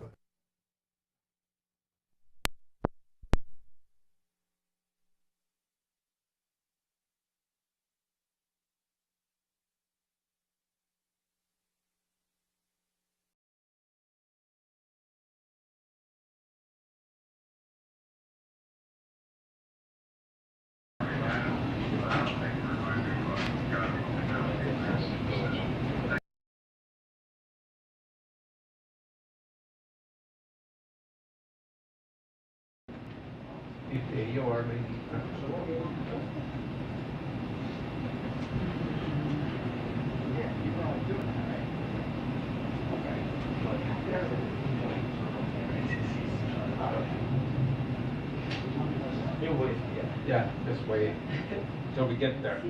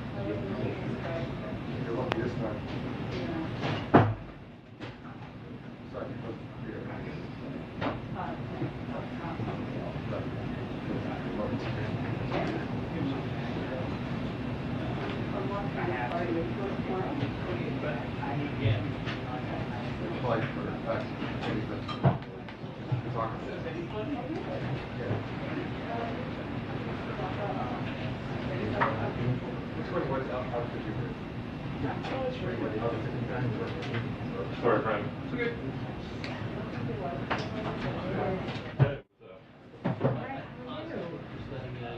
Good question. She.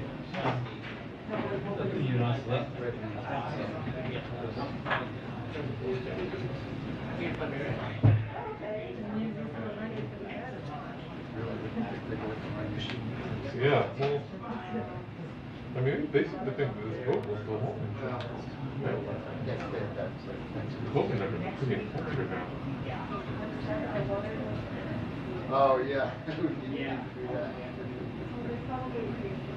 I'm sure they did.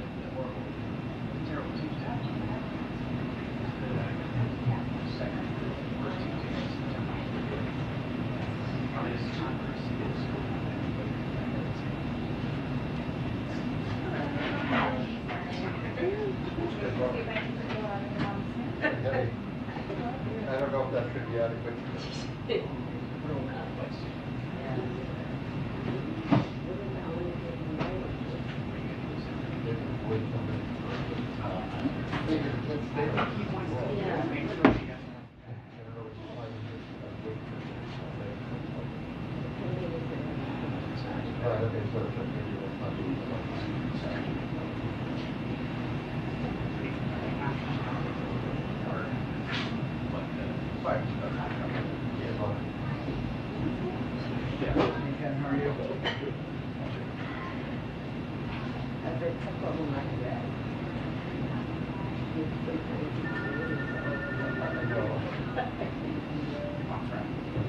Totally understand. All right.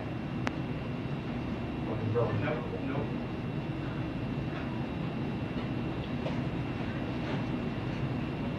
All right, I'll tell you what, I've got my camera off, so I'll just put it up there. This week is over. Yeah.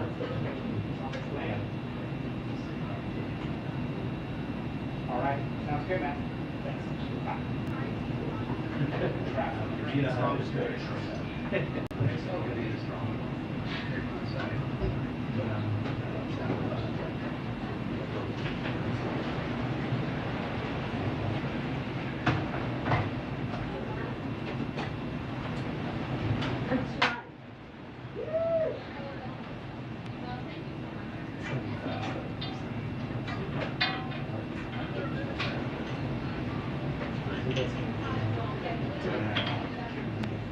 How long is that supposed to run, do you know?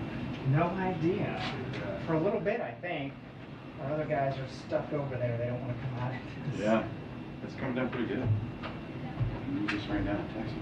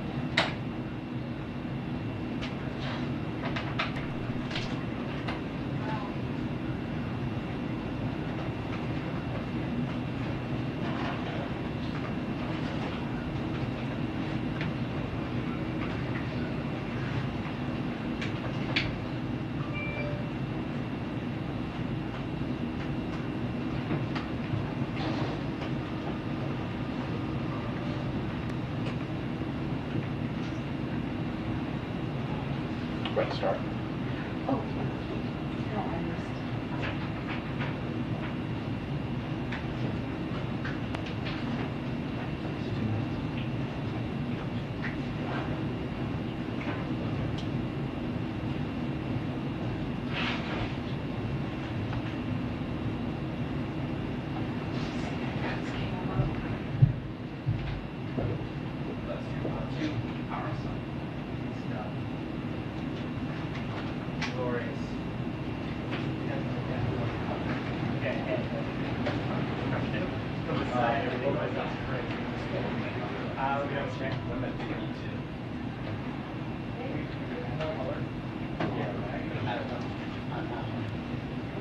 $51. $51, okay.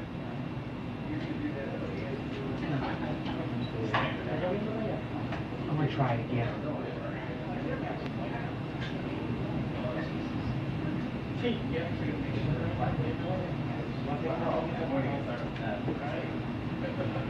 Now I got 52.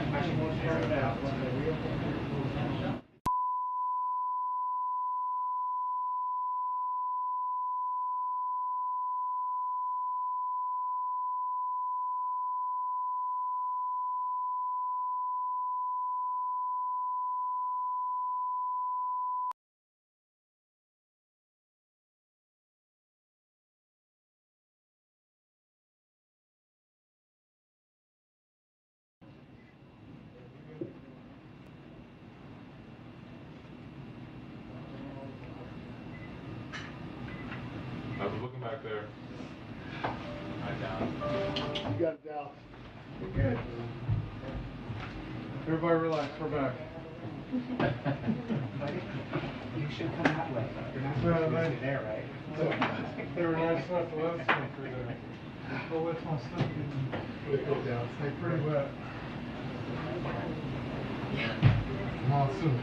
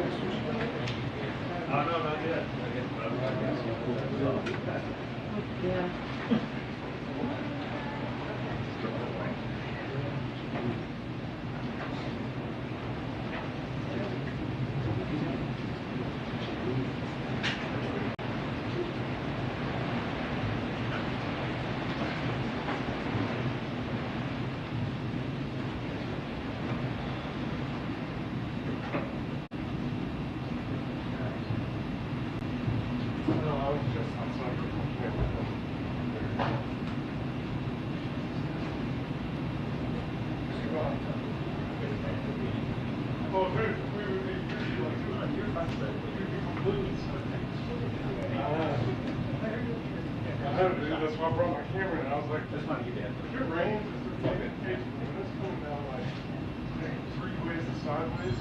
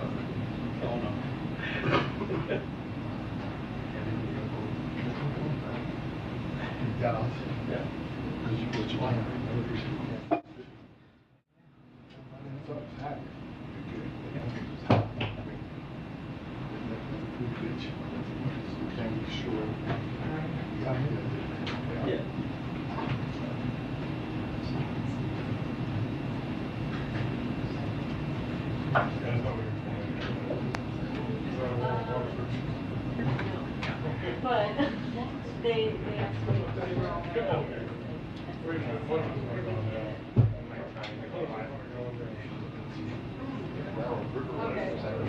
Oh yeah.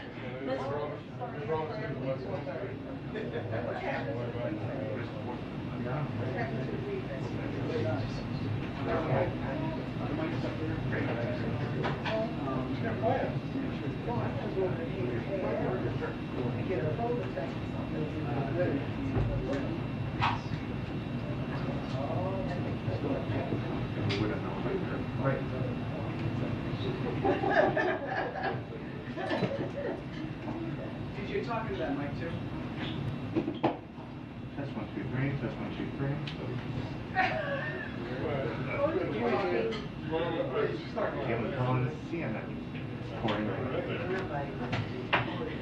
Okay, we got you.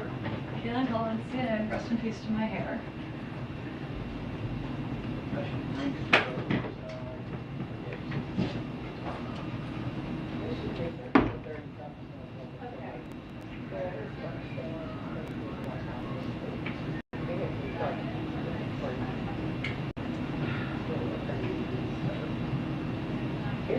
Can you hear me? Great, okay, I hear you too, so that's a good sign. AJ, we're good. I mean, great.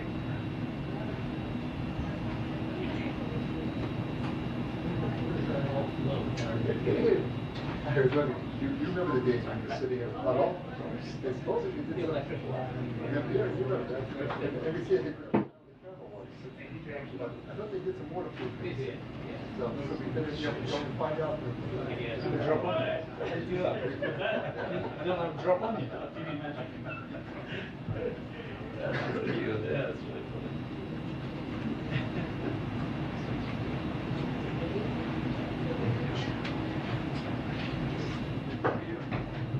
Yeah.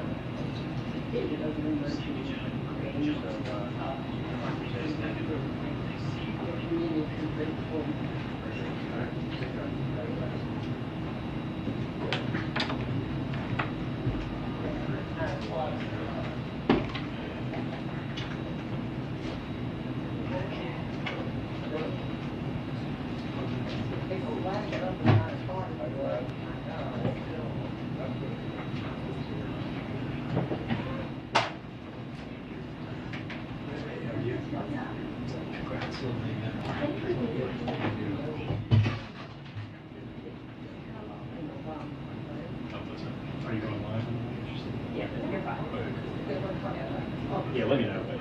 And it's one of the 30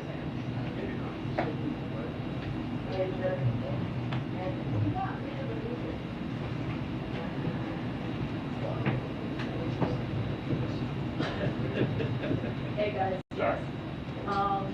But we're not slipping past 422, right? Can you hear me? 1, 2, 3, 4, 5, 6, 7, 8, 9, 10. Thank you.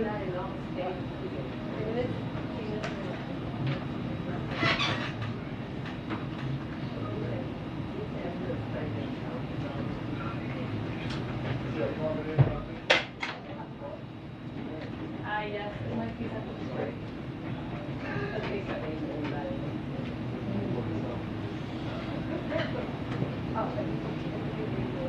Do you have that Biden stuff for me or no? It's supposed to rain and nothing kills. Yeah, they do. No, I'm going to rain. I ain't going to make it. I'm wrong. Okay, perfect. And I'm using that as a tag. Thank you.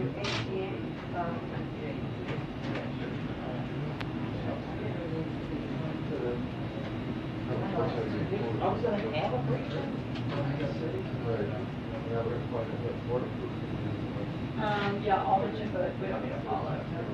So let's do that. And if I grab quick links, because the bring one to start, but I think.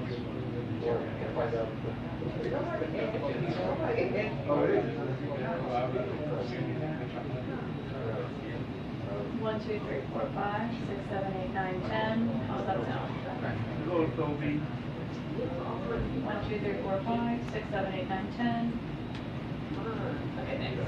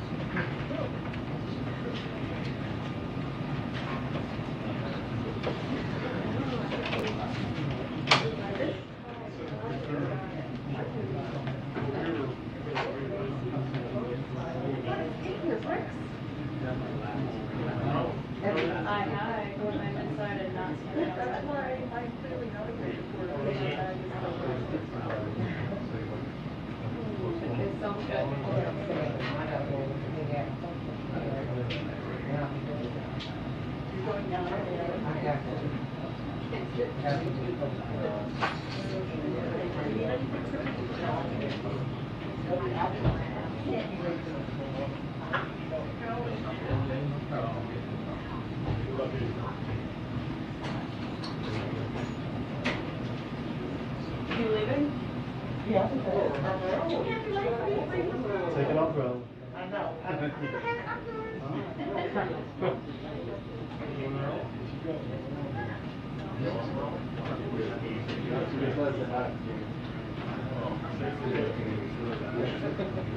You know what? You go to Dallas for 1 hour. We invested 15 minutes more. No doubt. Right, that's the It's like paper.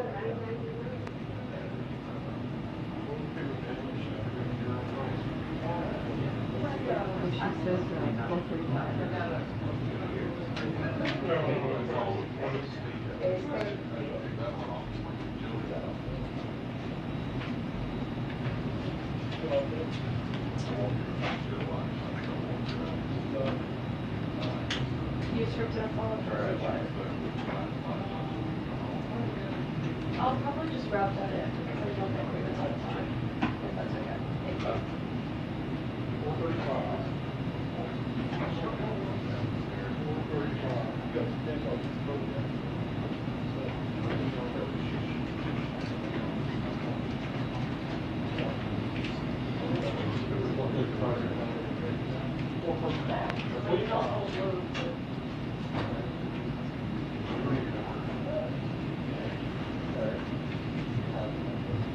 What? What was that say? I don't think it's all that. Yeah. Thank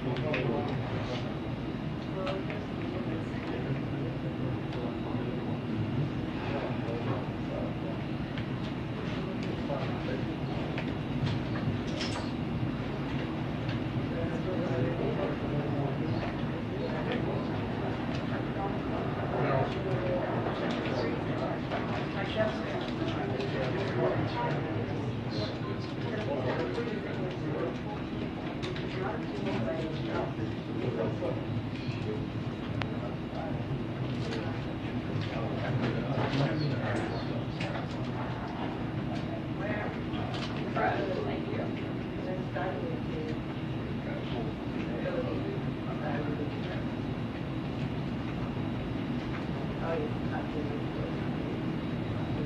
What? Oh, I see that. Thank you. Yes.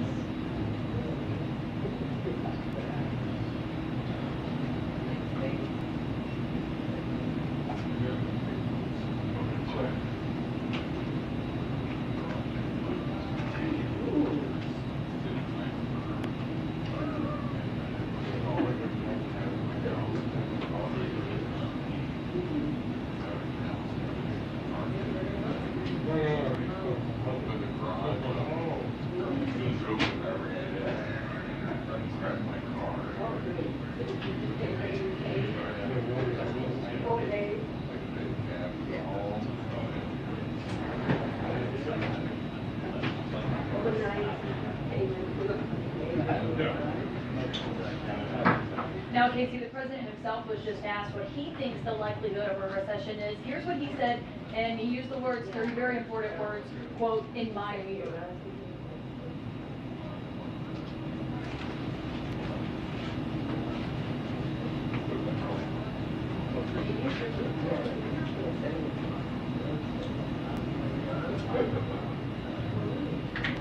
Now, his aides, when they have talked about that, they have cited strong hiring, the jobless rate as well, in addition to other factors they say they're looking at when it comes to the predictions of a recession. For the president's part, you notice there he was speaking virtually earlier today. That's because, of course, he is still isolating after testing positive. The press briefing will now begin at 4:35. Again, 10, 11 minutes from now. This is to give you time to watch the noble speech from the president. Again, press briefing will start at 4:35. Thank you. That he plans to be back at work by the end of the week, Casey, but of course that does depend on whether or not he is going to get that negative COVID-19 test.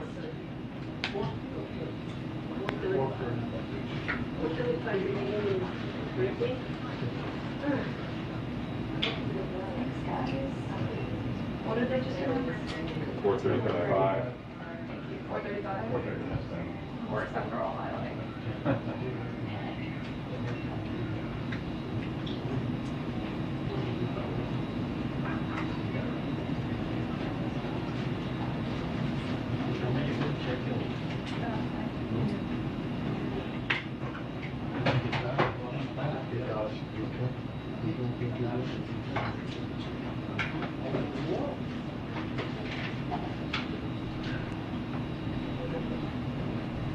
Thank you for setting that up.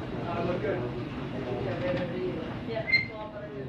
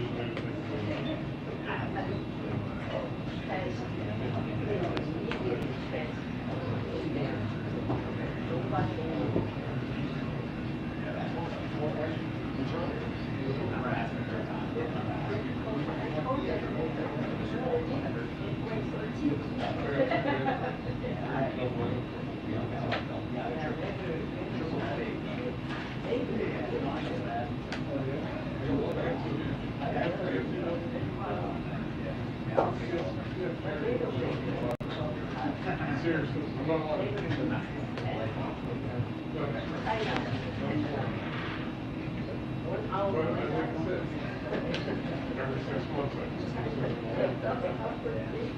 and be like, these will be nice. And just one day, one day they show up. I don't think it's just so used to traveling.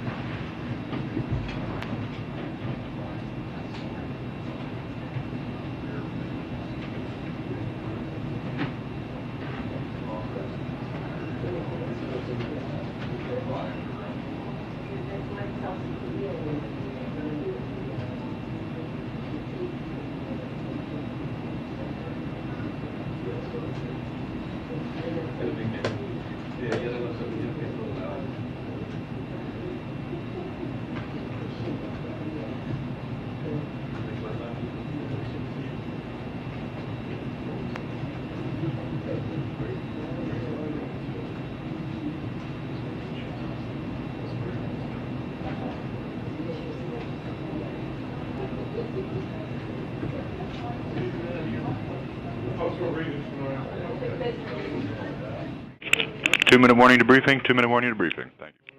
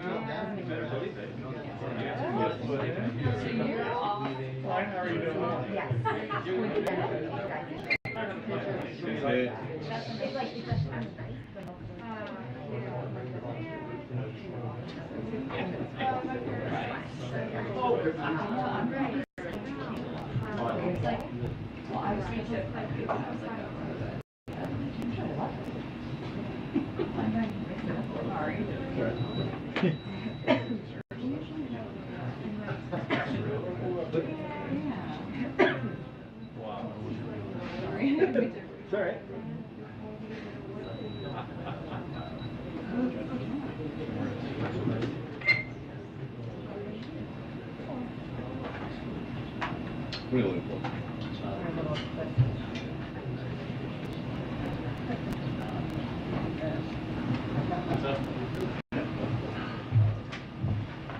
Good afternoon, everybody. Okay, today, as you saw during his meeting with CEOs and labor leaders to discuss the importance of passing the CHIPS Act, the president is doing quite well and continues to be engaged in the important work in front of him. You might have heard a little hoarseness in his voice, which Dr. O'Connor mentioned is one of the few residual symptoms remaining, but I can tell you he was excited to discuss the issue and was also excited to take some questions from you guys today. As you know, Dr. O'Connor provided another update on President Biden's health, indicating that he is doing quite well, which you were able to see for yourself just now. And he continues to respond well to Paxlovid after his 4th day of treatment last night. As we have said, almost everyone is going to get COVID, and because of the hard work we have done since day one, turning around the disjointed COVID response we inherited, we have the tools to ensure that people can go about their daily life and work. The president is fully vaccinated, twice boosted, and is taking Paxlovid. His current health speaks to how Americans should avail themselves of boosters and treatments. I'm going to hand it over now to Dr. Jha, who has some updates. I don't want to get ahead of him on COVID and the administration's effort to aggressively combat monkeypox and protect communities from the virus. He's gonna have an opening. We're gonna keep him from 15-20 minutes to take your questions, and then I know there are other topics that you all want to touch on, and then we'll continue with the briefing. All right, go ahead, Dr. Jha. Thank you. All right, good afternoon, everybody. So I'm pleased to be with you again today. As Corinne mentioned, the president continues to do well. He was feeling good this weekend. He continues to improve. And before I open up to questions, and again, you all had a chance to see him, many of you had a chance to ask him questions, I want to give you an update on both COVID-19 and monkeypox. So let's talk a little bit about COVID. I want to start by emphasizing the importance of staying up to date on COVID-19 vaccinations as we face BA.5. Approximately 400 Americans are still dying every day, which, while much better than it was when the president took office, is still too many, still too high, particularly because we can now prevent most of these deaths. Our existing vaccines continue to provide robust protection against serious illness, hospitalizations, and deaths. And because protection wanes over time, it is crucial for people to get a booster to stay up to date. Most deaths are happening in people who are not up to date on their vaccines. Let me repeat that. Most deaths are happening in people who are not up to date with their vaccines. And it is critical that people get out and get vaccinated. As I have said this, and as I've said before, and I will say again, if you're over 50 or moderately or severely immunocompromised, but if you're over 50 and haven't gotten a vaccine this year in the year 2022, you should get one right away. I would not wait. Now, looking ahead, we know this virus is constantly evolving, and we can't be complacent. And we are in the much better situation that we are in today because we have been aggressive and forward-leaning in our approach, and we will continue doing that. And to that end, tomorrow, we will be hosting the White House Summit on the future of COVID-19 vaccines. There's a lot of work happening inside the US government and in private industry on the true next generation of COVID-19 vaccines.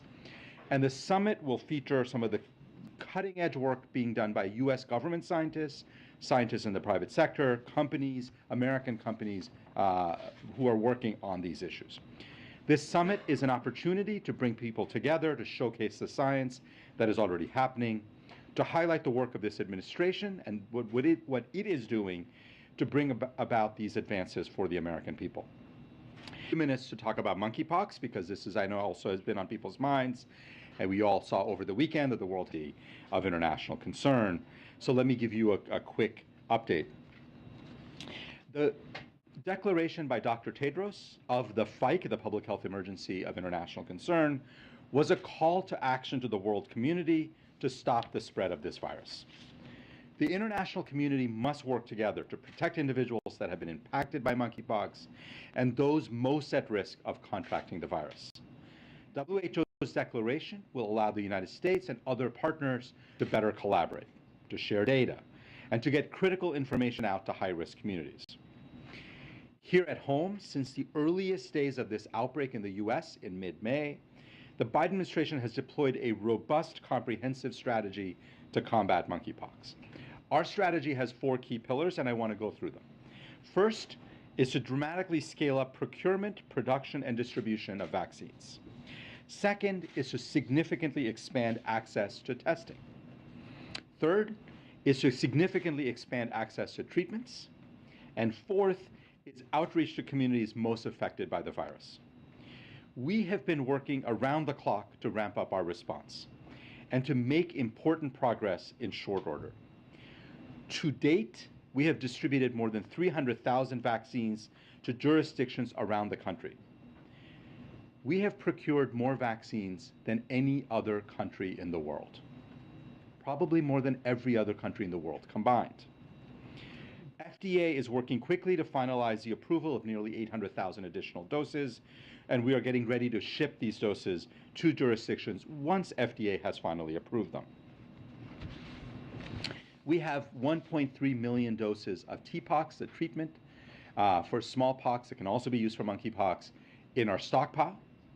And we are working day and night to make access to that treatment easier for providers around the country.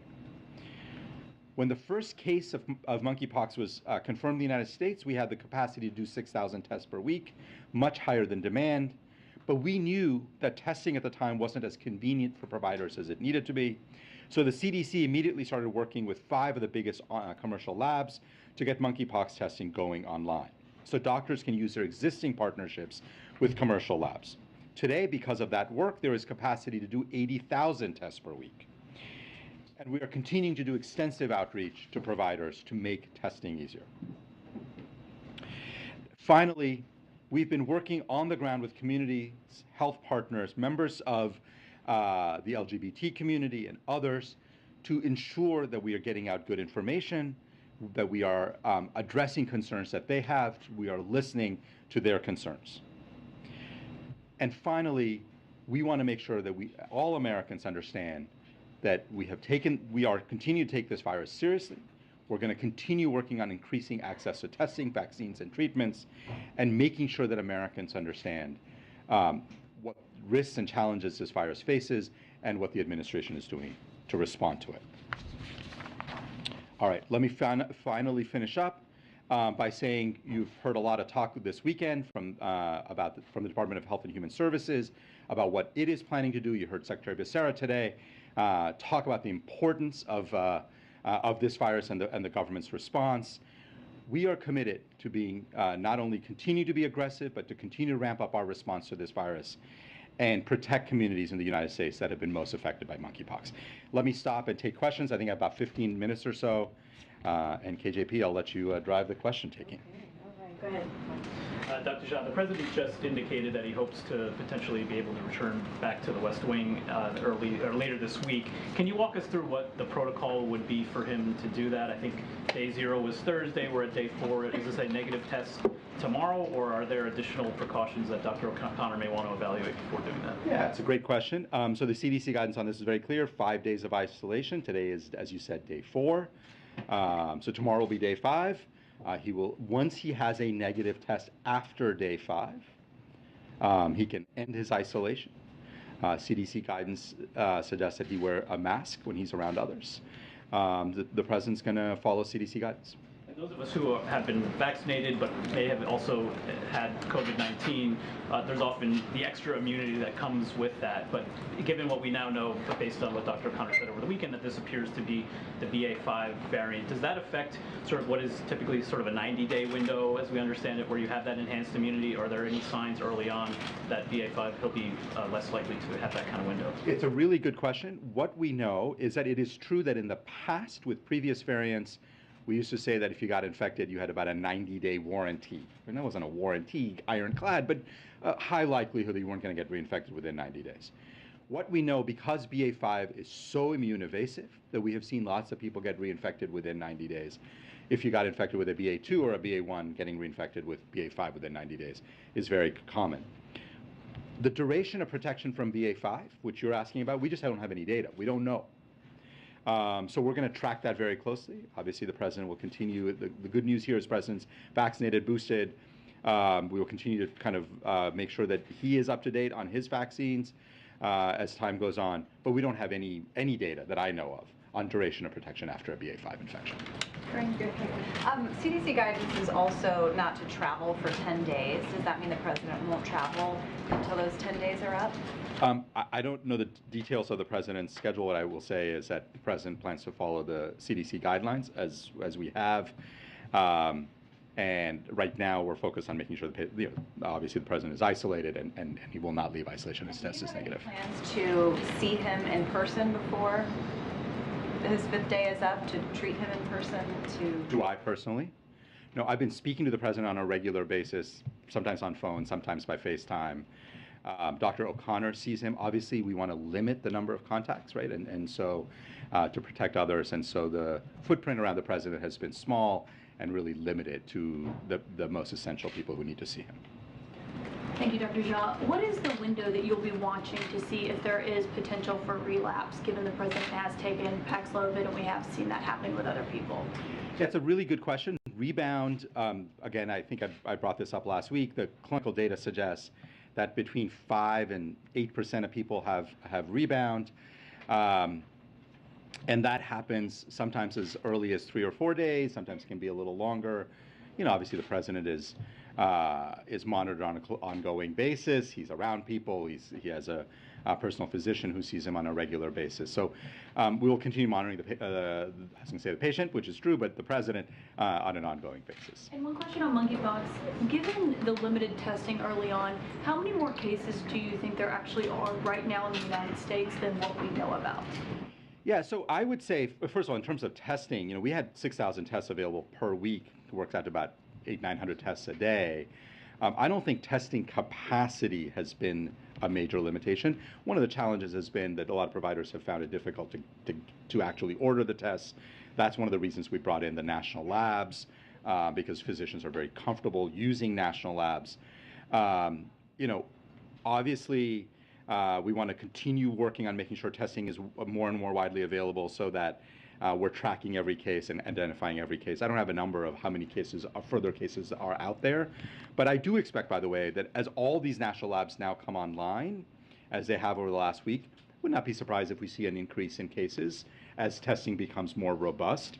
That's a very normal part of any outbreak response, is that as testing ramps up, you tend to see an increase in cases because people can identify. I guess the number is significantly higher than what we know right now? It's very hard for me to make guesses on what the number is, and I think the goal is to make testing easy, widespread, available, so that people can order those tests. I'm just going to jump around. Just on the global response to monkeypox, as we know, viruses don't respect borders. What is the U.S. able, willing, prepared to do to address that, especially since this affects communities that are often stigmatized, left out of public health interventions? And then I have a follow-up Trump question for you, Corinne. I can take it once, Dr. Azar. Yeah, so we have had a very global, kind of very strong engagement in the global community on monkeypox for years. We have worked with multiple countries on the African continent, where most of the disease has been endemic in the past. We continue to have strong partnerships with multiple countries around building up laboratory capacity, that same testing capacity we're talking about here in the United States. It's really essential that other countries have that as well. We're continuing that work. This outbreak obviously now is in many, many other countries as well, and so we're in constant conversations with our European colleagues, with colleagues in other parts of the world. I think this public health emergency declaration will also further galvanize global response. I'll make a couple more points. I mean, the U.S. really on monkeypox has been a global leader. We are the major funder of the company that makes the Jynneos vaccine. We, in fact, have had a very large role to make sure that that vaccine exists and has come into being. So U.S. global leadership on monkeypox, I think, is both longstanding, and we're going to continue doing all of those things to make sure this really is a global response. Deliverables that we might see? Well, so we're working with countries, and different countries have different needs, different countries have different technical needs. So we are right now engaged in a lot of both bilateral and multilateral conversations with nations to figure out what help do they need, what kinds of technical and other kinds of expertise can we provide. Yeah, thank you. And in fact, I have a question for you later. In fact, just one quick, and if you can humor me later with one, I would appreciate it. Yes, very quickly on staying up to date, it was reported that potentially that eligibility could be lower below age 50. Other countries are doing this, offering a 4th shot for adults. Can you give us an update as to whether you expect that to be the case, or your personal reading of the data? Is it necessary for adults who do not have moderate or severe immunocompromised situations under age 50 to get a shot? Many, of course, have gone now, what would it be, 9 or 10 months since their last shot? Yeah, great question, Josh. Let's kind of take a step back and understand what we do know about being up to date.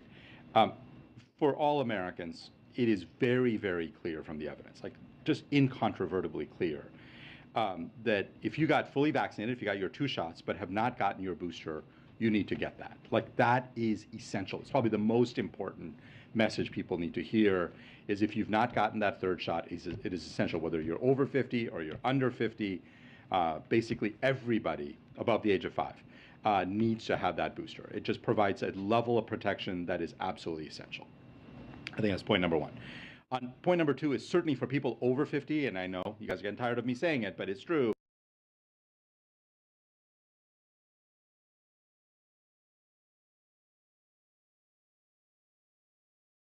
Precedent that it states, that it allows. And what the precedent is that any company who is prepared to go abroad, who has ignored the needs of the American people, will then say to the Congress, hey, if you want us to stay here, you better give us a handout. We manufacture virtually all of our laptop computers in China. We manufacture virtually all of our cell phones in China. Pass this legislation, and I expect all of these guys and others will be back here and say, we want for our industry what you did for the microchip industry. So bottom line is here. Yes, we need to rebuild the microchip industry in the United States, but not as a handout. Let us sit down and work on intelligent industrial policy. Let's work on a series of agreements that protect the American taxpayer and American workers, and not just wealthy stockholders. And with that, Madam President, I would yield the floor.